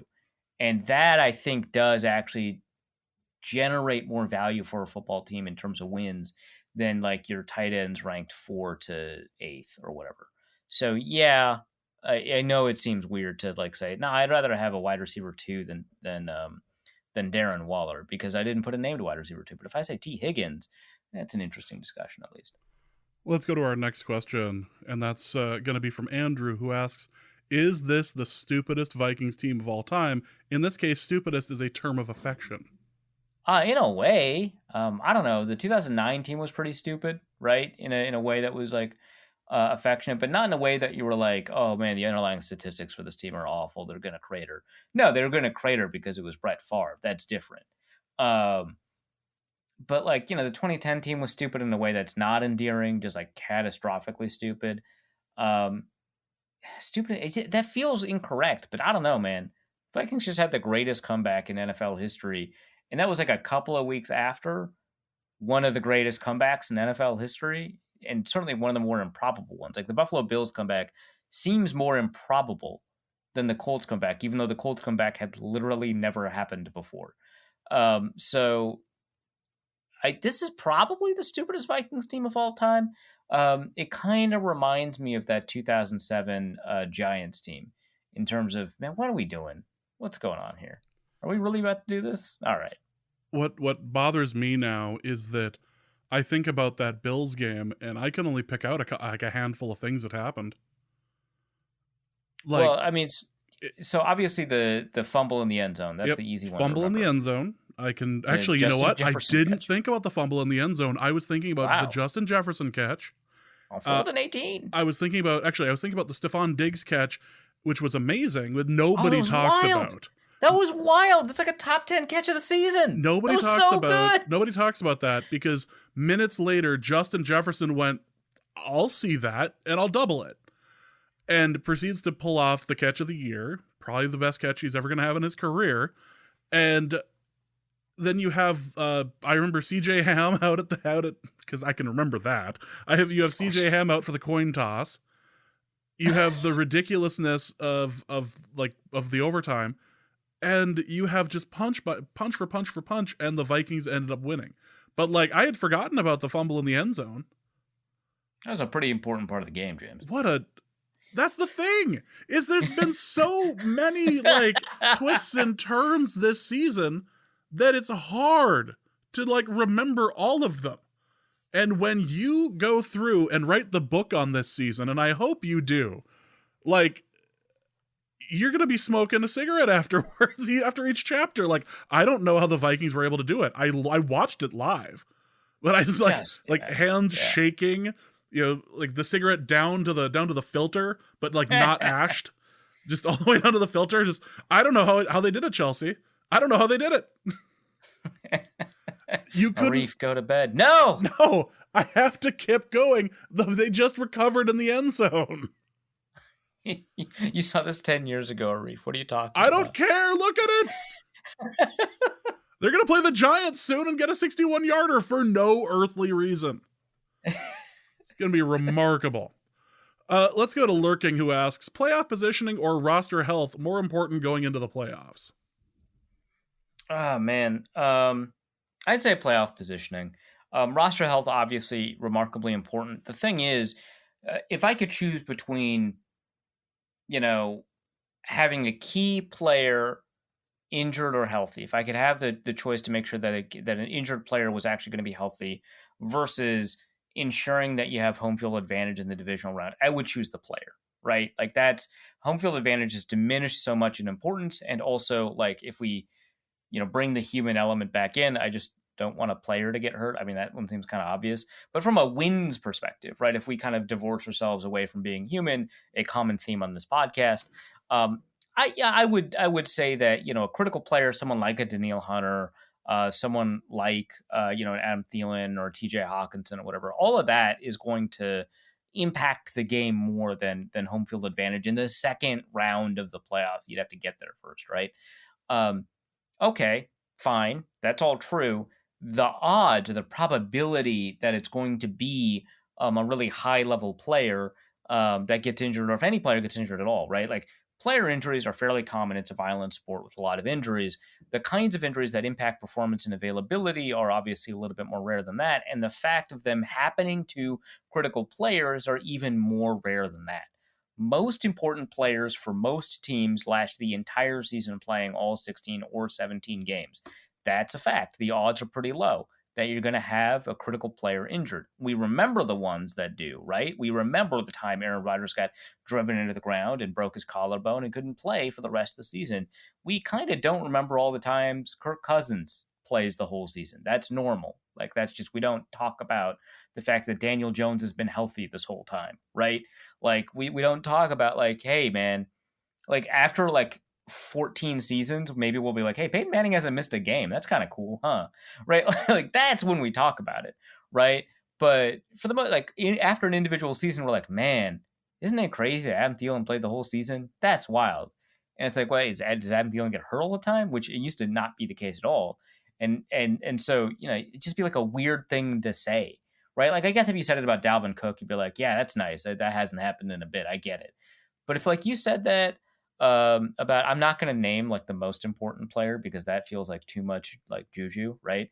But if you said that about like Eric Hendricks, I'd be like, yeah, man, he got hurt once. What are you talking about? Yeah, it's great, but like, why are we bringing this up?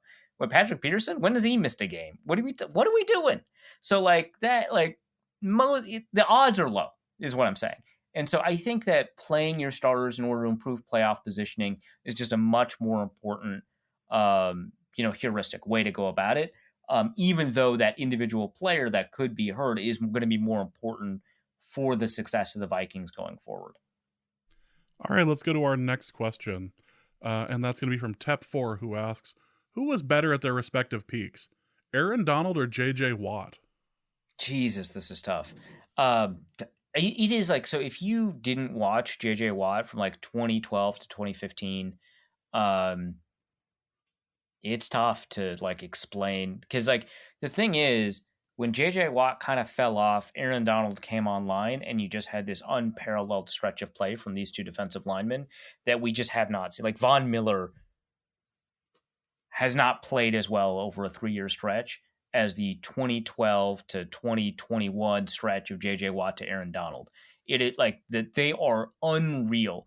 And before that, before Watt was playing, you just didn't have it, right? You had a bunch of really great defensive tackles. You had, your Fletcher Coxes, you had your Ndamukong Suhs, you had some really phenomenal defensive tackles, and they were simply not in the same tier. They might have been there might have been an empty tier between them and JJ Watt. And then Aaron Donald played, and he played lights out of his mind good. And his 2022 season is like a down year for him, and he's like the third best defensive tackle in the NFL. And so it's like, what, like Chris Jones and Quinnen Williams are like the two others right now that are like up there, and they're great seasons. Like, they're phenomenal, never before seen seasons from the two of them are like about as good as Aaron Donald's bad year, right? Like, it's so tough to put this in context. And so when JJ Watt was doing this, when he was playing this well, it was, we hadn't seen it before. And so it was novel and new in a way that is like really difficult to get across. Like 20 and a half sacks from an interior position. When has that happened? The answer is actually never. It has never happened. The closest we got is like 18 and a half from like Keith Millard, right? I'm trying to remember. That's nuts, right? And then they moved him to the edge, and he was about as effective there. It was probably the right move, but I don't like it. That said, so like the difference between defensive tackle play before JJ Watt entered the league versus after he entered the league is astronomical. It is so difficult to really get this across. 3 Defense Player of the Year awards, 5 All-Pros, really phenomenal stuff when he was healthy. The leap, if there even was a leap, from Watt to Donald is not that big, and so it is tough to get across that. I instinctively want to say JJ Watt because of how meteoric it was. It's probably Aaron Donald in his peak. I don't know. Did Aaron Donald ever play tight end? No, that's a good point. Although JJ Watt was not perfect at times. I'm going to say that. He was not. He was He did absolutely drop a not. pass. He did drop at least a pass. Yeah. But he also had a couple of touchdowns. Yeah, it's so I'm those watching. Those teams this... were such trash. Those Texans, some of those Texans years, you'd be forgiven for not watching because you were just watching JJ Watt be an absolute monster and the rest of the team just being so terrible. Like abysmal, yeah. I remember after one of the games where Watt caught it, because he caught like I think 3 receiving touchdowns in his career. Sorry, I'm just my brain. He caught 3 receiving touchdowns in his career. I remember in one of those games, people were like, because what was like the 2014 Texans. I'm trying to remember who was playing quarterback. Okay, yeah, here are all the people that threw passes in 2015 for the Texans. Ryan Fitzpatrick, mind you, not a good Ryan Fitzpatrick. Case Keenum, again, not a good Case Keenum. Ryan Mallett, sure, who is a Ryan Mallett. Tom Savage, there you go. Why not? Shane Leckler, a punter, a great punter, by the way. Mm-hmm. Shane Leckler, and Arian Foster, who's probably one of the most underrated running backs retrospectively from that era. But like, you know, why is he throwing the ball? And I remember like after he caught that touchdown, I was like, man, I could really use a game where JJ Watt catches a touchdown, has a defensive touchdown, rushes a touchdown, and passes for a touchdown. I could really use that because like, what, Case Keenum's better? Again, different Case Keenum. What, Case Keenum's better? You're telling me that Tom Savage is better than JJ Watt? I bet JJ Watt could throw the ball. But I think at defensive line play, it's Aaron Donald. But it is so close, and it's so hard to like get across how difficult this is for me because of how different Watt was. Yeah, this is a hard one. Let's go to R. Menson, who asks, for our Reefs make the Pro Bowl great again corner. Now that the Pro Bowl is flag football, what player will benefit the most and the least, I suppose, in terms of their effectiveness playing flag football versus tackle football? Also, is it a travesty Bradbury is unlikely to make the Pro Bowl, given that his elite pass-catching skills would make him an ultimate flag football secret weapon? Okay. That one's so it's like a guy who's like elusive, but doesn't get a ton of yards after contact, doesn't really force a ton of missed tackles through power. I mean, it feels like Jerick McKinnon. And I'm not saying that just because I know who he is and he played for the Vikings and I covered him and I like him a lot, although all of those things are true. And Jerick McKinnon has, out of all the people with at least 50 rushing attempts, he has the lowest yards after contact per attempt. He also has a pretty high breakaway percentage at 26%. That's really high in terms of like the number of yards he gets on breakaway runs. And that's kind of the guy that you're looking for that sort of thing. So McKinnon's a pretty good example of one of those guys, especially because like running into McKinnon's just like awful. Like, I mean, he is explosive. Now that he's got his health back, he is remarkably explosive. Otherwise, man, I'm trying to think of, Jeff Wilson. He's nearly got 40% breakaway percentage. He's got a really low yards after contact. He's a space player, really. And it's hard to cause fumbles in flag football, and that's kind of one of his biggest issues. So probably Jeff Wilson is up there. Maybe Alvin Kamara because of how elusive he can be, but a previous version of Alvin Kamara. But yeah, those are probably the guys. What was the rest of that question? Let's go to Magic with a K for a Reefs Magic corner. Not a corner about magic, but instead a question about my own personal life. That is impressive.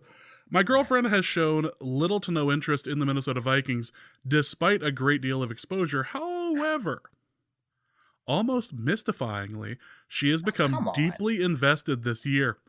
One could reasonably argue it's due to the Vikings winning much more this year, but I find that unlikely. What is the most likely real-world cause of such events? Come on, man. Okay, well, you obviously know the answer. You just wanted to get all this in to like make me talk about Magic again. Even though I'd already talked about it in a previous question, even though I said I wouldn't answer the questions about it. The Vikings are an interesting team. That's all I have to say. That's it? That's what you're going with? That's why people who would not previously be invested in this team are invested in the team. That makes sense. All right. I make sense right now. Let's go to Cody. Let's get away from the Magic. Well, the person who asked the question. And head over to Arif's Cooking Corner. Says, what is your favorite way of cooking couscous? Usually I use a relatively simple Parmesan garlic couscous recipe, but I have found myself wanting to expand my couscous palette.